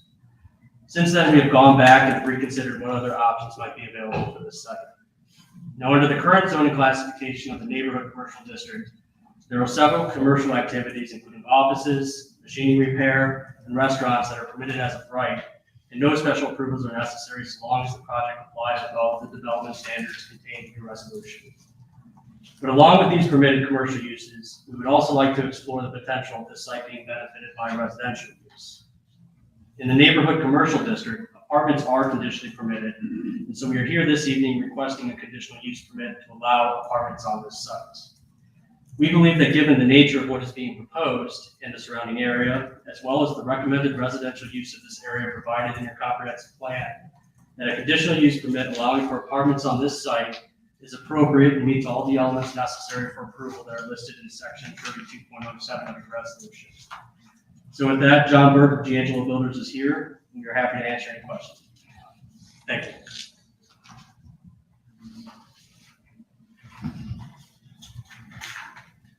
Thank you.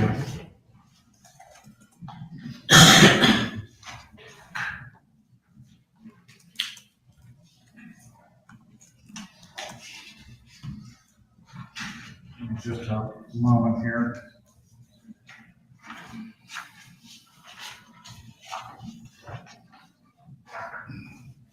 Again, this application is under Article 12 NCD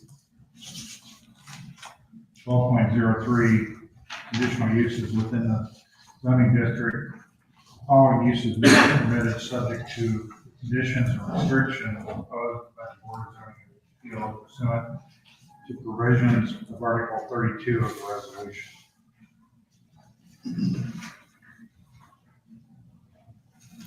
So if you go to Article 32,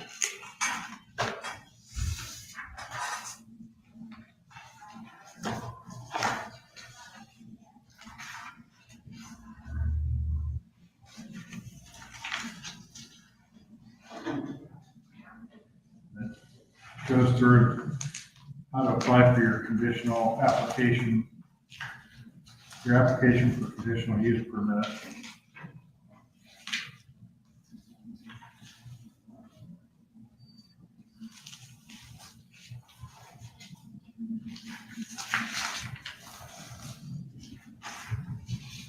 So as you stated, item B, under traditional uses, it's apartments and areas over adjacent to the commercial store, room, or office facilities, provided that apartments constructed within this district shall contain the following minimum living area, exclusive of porches, basements, and garages.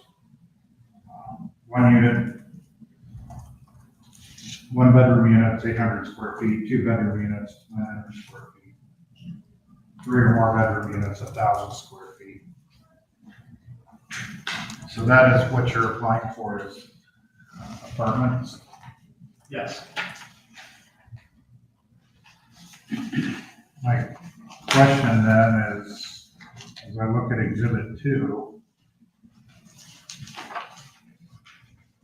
the name of the development is Cheshire Mills Condominiums. So would you not, are you selling these off then, as you mentioned in your opening, as individual units? Yes, sir. Apartments are usually a block of units either within one building or group of buildings. They can be rented out to people, but they can't be bought individually. They have to be sold as a block.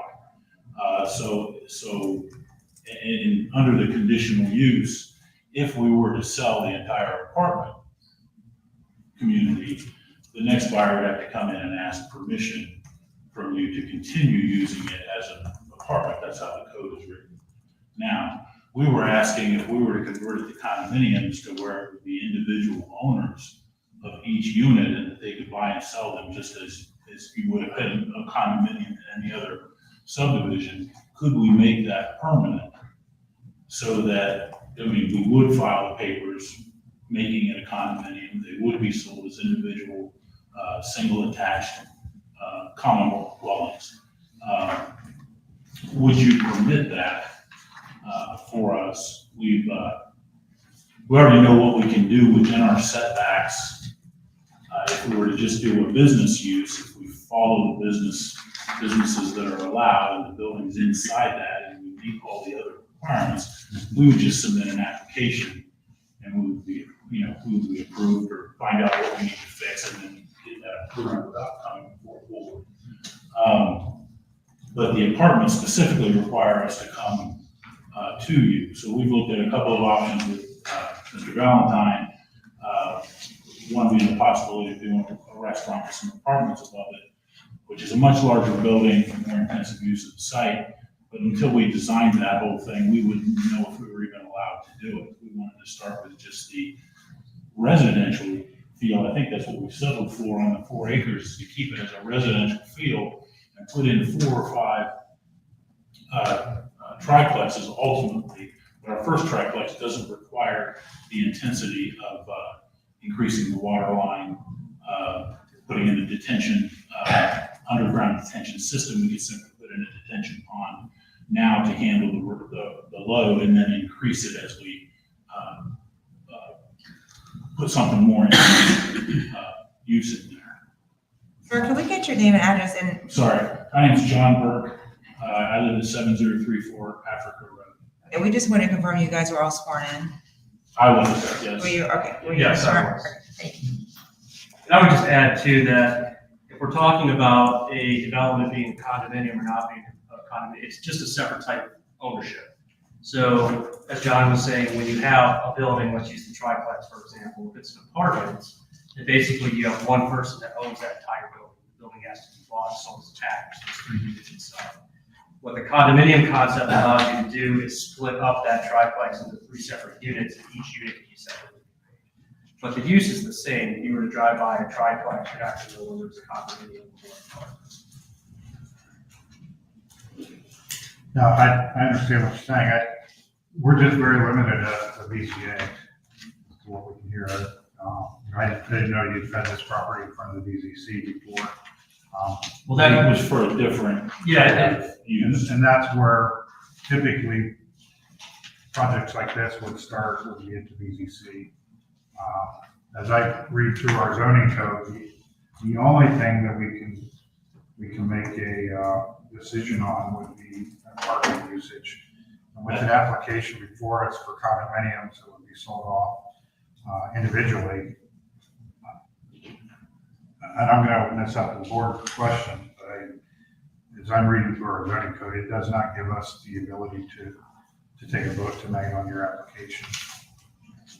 Well, we're not asking that you allow them to be condominiums. That's a paperwork thing that we do with the county that has nothing to do with the zoning office. To begin with, we can proceed with it as an apartment, since that's really what they are. But you're asking the Board of Zoning Appeals to approve by your application from our zoning code, your application, what you've applied for is condominiums.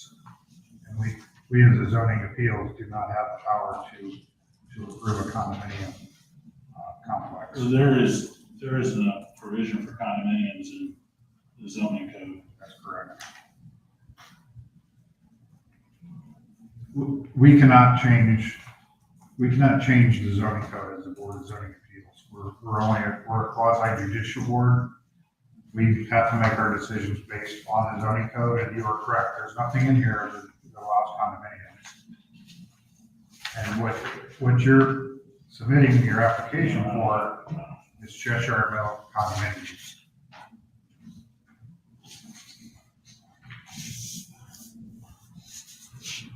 And possibly this should be back in front of the Board of Zoning Commissions, and they could look at this project as a condominium project. But as apartments, that's not what you submitted to us. You submitted condominiums. So we take off the word condominium and just leave them as apartments. If that's how you're going to, if you want to come back and resubmit your application, then we could hear that. The conditional use that's in the zoning code is specific to apartments, and that's the language that we have to kind of hold to relative to what the letter of the zoning code is. That's what we can make a decision on. Because in your application, you were asking for a specific grant as well for seeks permanent grant subject to recording condominium declaration for said parcel. We can't decide that. I would say there's almost two parts to our application. It says the applicant is requesting a conditional use permit to build 3 family dwellings containing 2,000 square feet in apartments with unit A having an office facility for permitted use, so on and so forth. And then separately, we're seeking a permanent grant. If you can't grant the permanent grant, but the condominiums can understand that. But I think you are able to review our application for the conditional use for the apartments under your resolution, which is what we're asking for. But the plan you submitted to us, condominiums, you state that you're gonna sell off each of the units individually to individual owners. So they could very likely just become residents of those units. And I'm not saying that's a good thing or a bad thing, but what you submitted for the Board of Zoning Appeals, we're not able to make a decision on because you're submitting it as a condo that you're gonna sell those units off to individual owners. I think you're misunderstanding. The existing apartments that are in Cheshire right now, they're just apartments. The owner could go down to the county, file a declaration, and make them condominiums without ever visiting you, talking to you. Right. And to, not just to you, but to the zoning commission. The condominium part of our proposal is a paperwork between us and the county, not between us and the township. What we're asking is for apartments. We thought that if we agreed to make them condominiums, that you would see more of a value to that. If you don't see a value to that, or you think it's beyond your power, then we'll leave them as apartments. And I do see a value to it, but that it's not in our zoning code for us to approve a condominium. Yeah, so you would not be able to address our permanent. Not as a Board of Zoning Appeals. I think what he's Correct. alluding to, if I can just interject, is the exhibits that you've provided, all of these exhibits are on record as part of this application, all reference everything as a condominium, right? Your application states that the initial part of the application correctly does state that you're looking for apartments and then a grant, but then everything else, all the exhibits, I should say all of the exhibits, but a number of them do say condominium attached to it. So, you know, I think that's the concern that we have, is that. You just want a cleaner document that only addresses the apartment usage. Relative to what we can address as a business. And I'll open the questions up from the board. So you stated that there's 2 steps to your application. You want to have apartments with the NAS code of 54 for the drafting services and interior designs. And then the second would be changing it to condominiums, is that correct? That's what you, The second part being, because the code reads, that unless the conditional use permit specifically provides that the grant shall be permanent and one with the land, then upon the sale of the land or the structures thereon, the new owner would have to come back and ask for approval.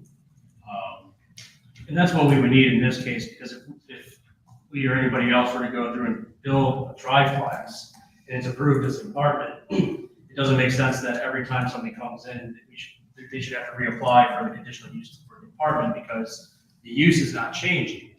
And if it were ever denied, you just end up having a vacant building that could be used or occupied. So again, we're viewing it kind of as 2 separate pieces. I see what you're saying, where you can't approve a condominium, but again, I think you could approve the apartment aspect, and then if it were ever converted, and that's never anything that goes before any township board or any municipal board or anything like that. That's just a paperwork thing with the county. But so I think that was what we saw as a potential value for the township, was that we'll make this a condominium, and that'll help protect that interest in exchange for the permanent grant. Because and last time we were here, there was a concern that if we We had apartments as part of our commercial. Here at Understand that, but from the neighbors, we heard a concern was if we had rentals, that they would not, that the people wouldn't be invested that moved in there, they wouldn't know who they were, if they had any ties to the community, if they were more character.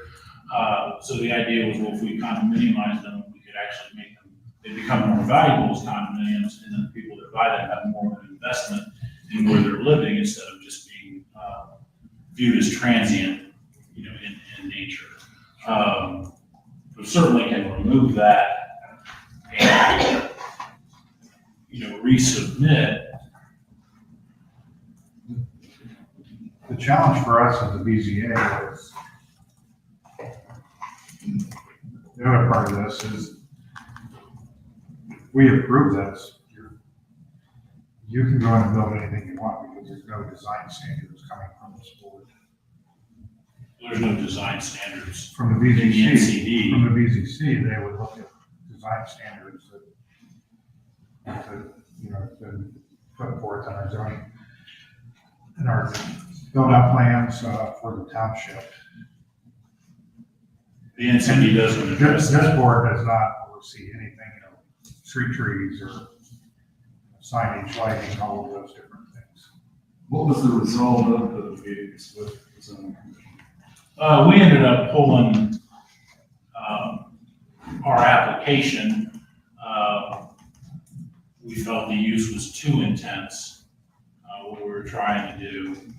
And we're hoping by settling on the condominiums on the 4 acres, any commercial business we use comes with a much larger parking space requirement, pavement and stuff, and you end up wiping out a lot more of those trees by putting in, I think up to 5 triplexes. They're all 25-foot apart. They end up only being about 34 foot deep, which then gives them a backyard, tree backyard, which places them far from Mrs. Van Loon's property, because originally we were going to be up to that 30-foot rear setback with our build line for our buildings, plus we were going to have a road back there that would have traffic putting it within 8 feet of the property. Now we'll have approximately 40 feet between our back door and her property, and then most of the trees in that area that are healthy, we can, the larger trees we can keep, and then we'll clear the others out for plant grass and stuff in that area now. Having gone through those processes with them, how is it you're not back in front of them with the changes?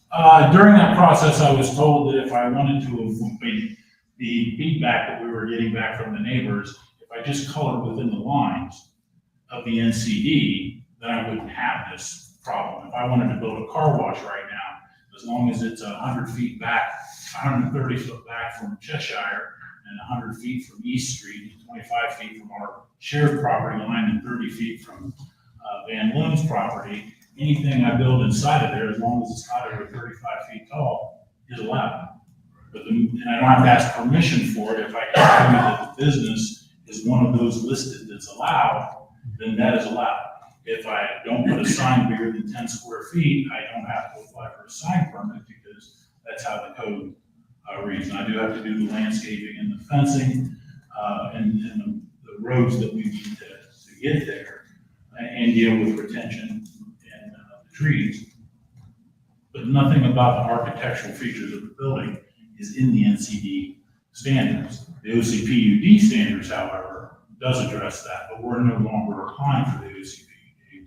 We are going to stay within the NCD and color within the lines, so to speak. So outside of the switching from apartments to condos, what is it that we would be addressing on the apartment application? Are they allowed? Doesn't fit within the lines. No, you would be evaluating the criteria 32.07, basically. And I think the irony is that residential apartments are probably less intensive than some of the permitted uses. Again, you can have restaurants, you can have automotive repair shops, oil change places, retail shops. All of these things could be built as a matter of right on this property. And so long as John put it within the lines, no special approvals are needed. So I think we view residential apartments as being less intense than that. Again, we're not looking to put a 4 or 5 story building there with massive density. We're looking at triplexes with, high quality architecture. So the criteria that you would be using would be the 32.07. And again, the reason we're not back before the planning commission is because we've, kind of worked away from the plan that we had before them last year, where we're pushing up closer to the boundaries and their high density and those types of things. So What we're proposing, we've been asking for like a 10-foot setback from the right of way on Cheshire, 20 foot from East Street, and that requires the OCPUD. 3.919 acres on this parcel. Yes, sir. And you're talking about putting 3 units. Well, we would probably put up to 5, because that's all that would fit. We're initially only asking for 1. You'd be putting up 5 buildings with 3 units, so 15 units on. yes. And so one of the criteria too that you're supposed to look at is to what extent what we're requesting fits with the comprehensive plan. And in this case, this area is in planning area 9, and that contemplates up to 5 units per net developable acre. So we would fit with that with the 5 buildings to 18 units. We're not asking for all 5. We were just asking for 1 to see if apartments would be allowed. If they are allowed, we would like to build the 1 building at this time. Now we need to establish, does anybody really want to live there? And if that's the case, then we would have to have a more detailed engineered plan, because we're going to need a new water line running up the street to connect to our 7 acres and so on. But the existing water line that's there now, the existing sewer line, will service the 1 building, probably a 2nd building too. By the time we get to the 3rd, we would need to address those issues. There additional questions from the board? Jerry, did you want to say something? The only thing, the reason they're here is the recommendation of the zoning commission that it says conditional use has to come to the zoning appeals board versus the commission itself. And through the transition, I've been involved in all of this stuff, and John has tried to work with our resolution book in chapters 12 and 32. And conform, I don't know whether they can just point out the condominium side of things, but that was just the word that they used in the process. Would you be open to updating the documentation and coming back at a later date so that you don't have to reapply? Yeah. And eliminate the words condominium, eliminate that second line, Yeah, option B, because we want to work with you. And I listened from home, your previous designs. Yes. I feel you've tried to be back and forth. So if this is a way that we can accommodate by I guess looking into ultimately documentation. what we were seeking, and I don't mind coming back to that, but a cleaner document, that's a term Jerry kept using, and he quit having options and things that befuddle or confuse. Well, and I think the other There's too one, many layers. it was like, what were you really going to build? Everybody was concerned. Right. Right. You know, and I think you're trying to leave it as open to what. Mr. Chairman, if I can kind of going to some of the discussion that's going on here, there's probably a little bit of, I think, concern from the chairman about the use of the term condominium, is that in the actual definitions in the zoning resolution, condominium is defined, and it's a building or group of buildings in which units are individually owned, but the structured common areas and facilities are owned on a proportional, undivided basis by all of the owners.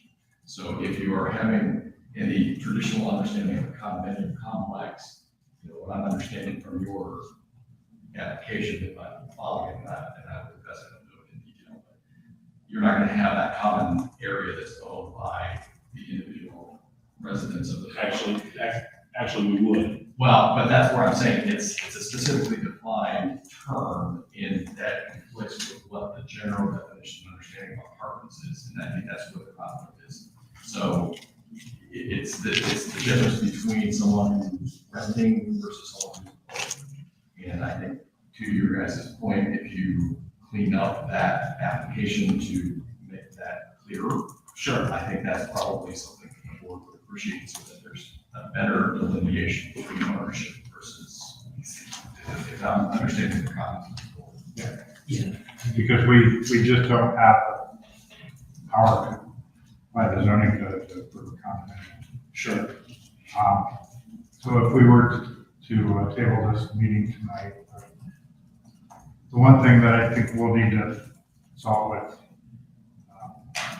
zoning inspector and BZC around this, if we do approve a plan, does it meet what the current zoning code, with what the current requirements are of somebody planning a building department? Because that's a challenge for us, giving you approval to, as a conditional use. This board doesn't set building standards in the township. Right, you just follow the criteria in the resolution that you're supposed to look at. And if we're in the NCD, then that's what we're entitled to operate under. And if there aren't any developments, I mean, then that's. I think the direction we were looking for, again, we'll come back, this is what we'll be looking for when we come back, is are we to simply build a series of office buildings that color within the line, and we don't appear before any of these meetings here or zoning, we just simply give them to Jerry, and he reviews it to see if we comply and tell us if our mound's not big enough, or our fencing needs to be longer, or we need to have more landscaping, or is our parking adequate, those types of things. If once we meet all of that, then he would simply stamp it, and we would be applying for our building permit. But we can't do that if an apartment is in there, whether it's like a car wash and then an apartment above it, we need approval for the apartments. So we were trying to find a direction, is the apartments gonna be approved?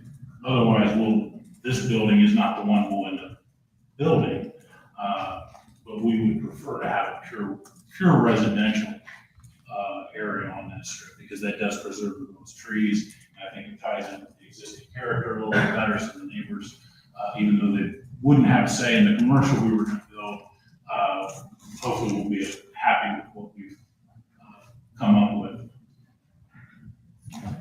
I guess too, what I'd ask, if we're gonna request taking, we understand that we need to go back and adjust the paperwork to omit the word condominium. Can you provide any feedback on what's been submitted aside from that? Just in the sense, that way we don't come back next month and then we're kind of. Mr. Chairman, I would advise against doing that until you see the revised application. Say that again. I would advise against giving any feedback on the current filing until you've seen what the revised application is. Let me ask another way. Is there anything else we need to revise while we're out? So we can tabling something down the road. Here's what I would suggest to you. I would suggest if you go back and you revise the application, that you deal with Jerry before it's forwarded back, and then they can give you some guidance on and feedback on that application. Okay. I'm only smiling because I spent a lot of time. I understand. and I'm new to the scene, so. So just a question on procedure. So because I'm gonna make a motion in a second here, but if we table, can they resubmit the application, adjust and resubmit the application? I mean, you can continue to allow them to update their current application based upon the concerns that you've raised about conflict between the use of the phrase or the words apartment and condominium. Okay. So that being said, is there any? I want to hear from the audience. So yeah, there are quite a few of you in the audience here tonight. I would say you've heard the direction we're heading. We can hold it to 10 minutes of comments or less. But we would appreciate your thoughts on this application. So, just state your name, please. Jacob Reinhardt, 5256 Finch Lane.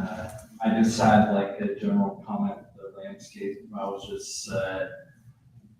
just some feedback. I was just noticed that like the in the landscape plan, only like the trees were at the front, I was just wondering if you maybe like this have like a set of trees along the side and in the back, that was just feedback I just had.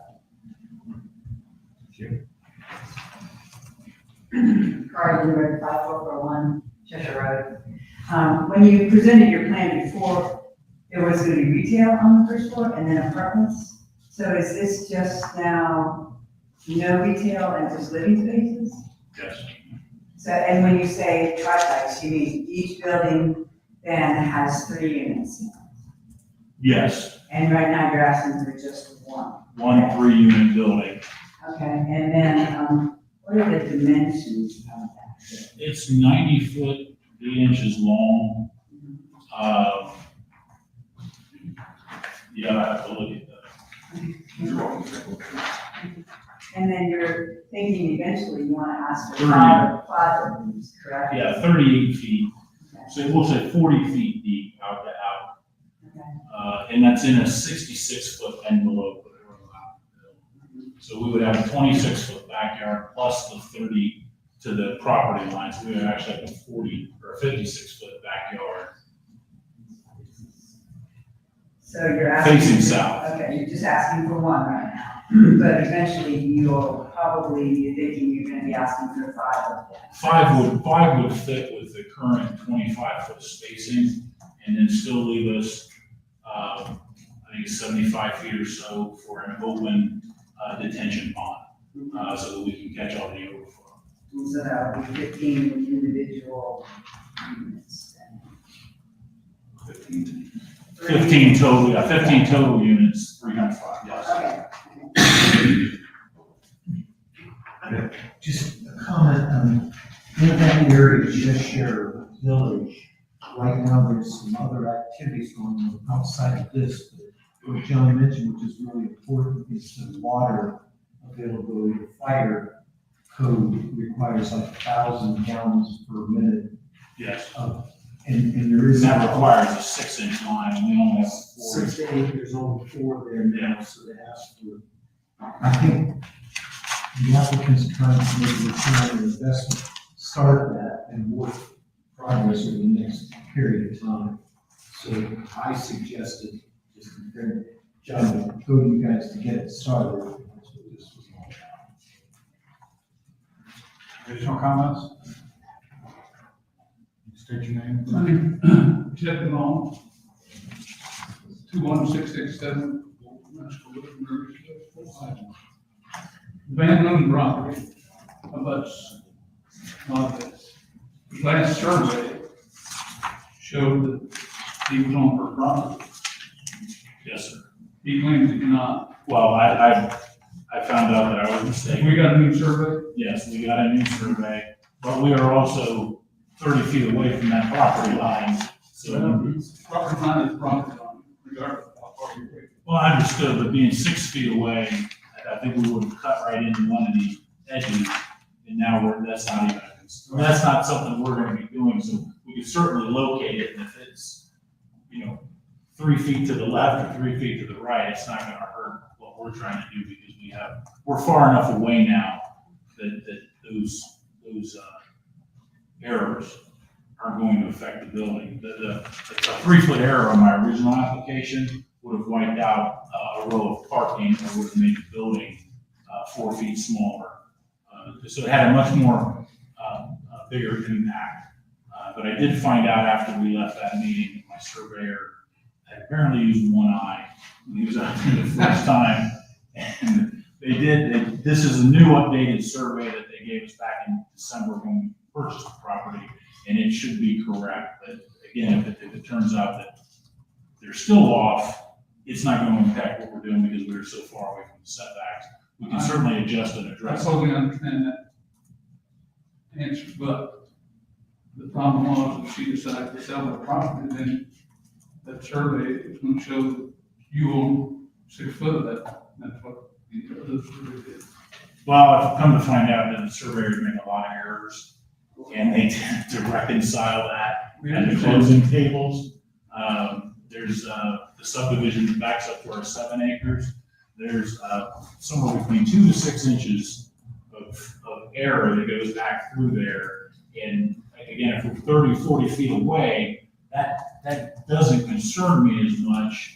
And I don't think it would concern those neighbors. I think they're actually on our property in this case instead of us being on theirs. But our surveyor originally staked it onto your property by, I think, about 3 feet, if I'm not mistaken. And I did not know that at that time. I think I was dismissive because you expect the surveyor to get it right. And he was told when he did it that he was wrong. Right. And he said, oh, the old people survey make mistakes. Yeah, and the gentleman that was with me from the engineering, he went back and checked on that. He called me, he said, hey, he did make those errors. That is true. He got us new paperwork. As long as your new survey is correct, that's Understood. fine with me. Additional comments? Yeah, Jason, I think you were gonna make a motion. Yeah, I make a motion to table BZA 24009 for amendment of the documentation for the application. Thank you. I'll second. Do I have a second? I'll second. Mr. Esposito? Yes. Mr. Cook? Yes. Mrs. Cook? Yes. Mr. Harvin? Yes. Mr. Sutton? Yes.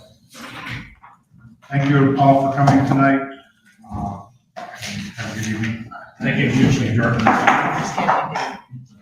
Make sure you sign the minutes here. I'll be over there.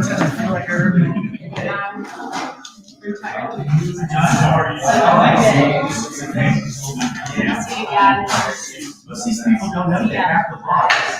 To the west is rental. So the rental house, the brown house is rental house. They were getting rented out of the garage. So garage on Ford. I think it's 75. To keep. It's more about my house on the Boise in the center.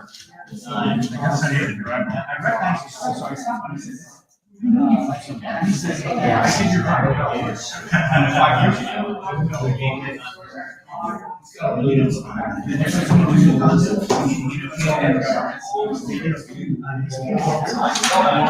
My next door neighbors, the neighbor behind it, a diagonal, and they rent the house, and then they want to rent the garage, so we are. And there's holes in the daggone roof, in their garage, I mean, there is. And the other one, I can. But I have nothing to do with having life, I listen to you guys online.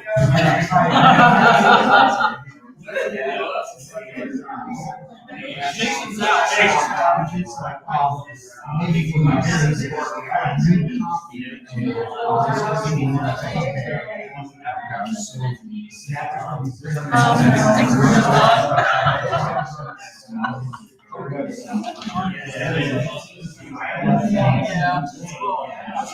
Yeah, I'm like, Jason grabbed it,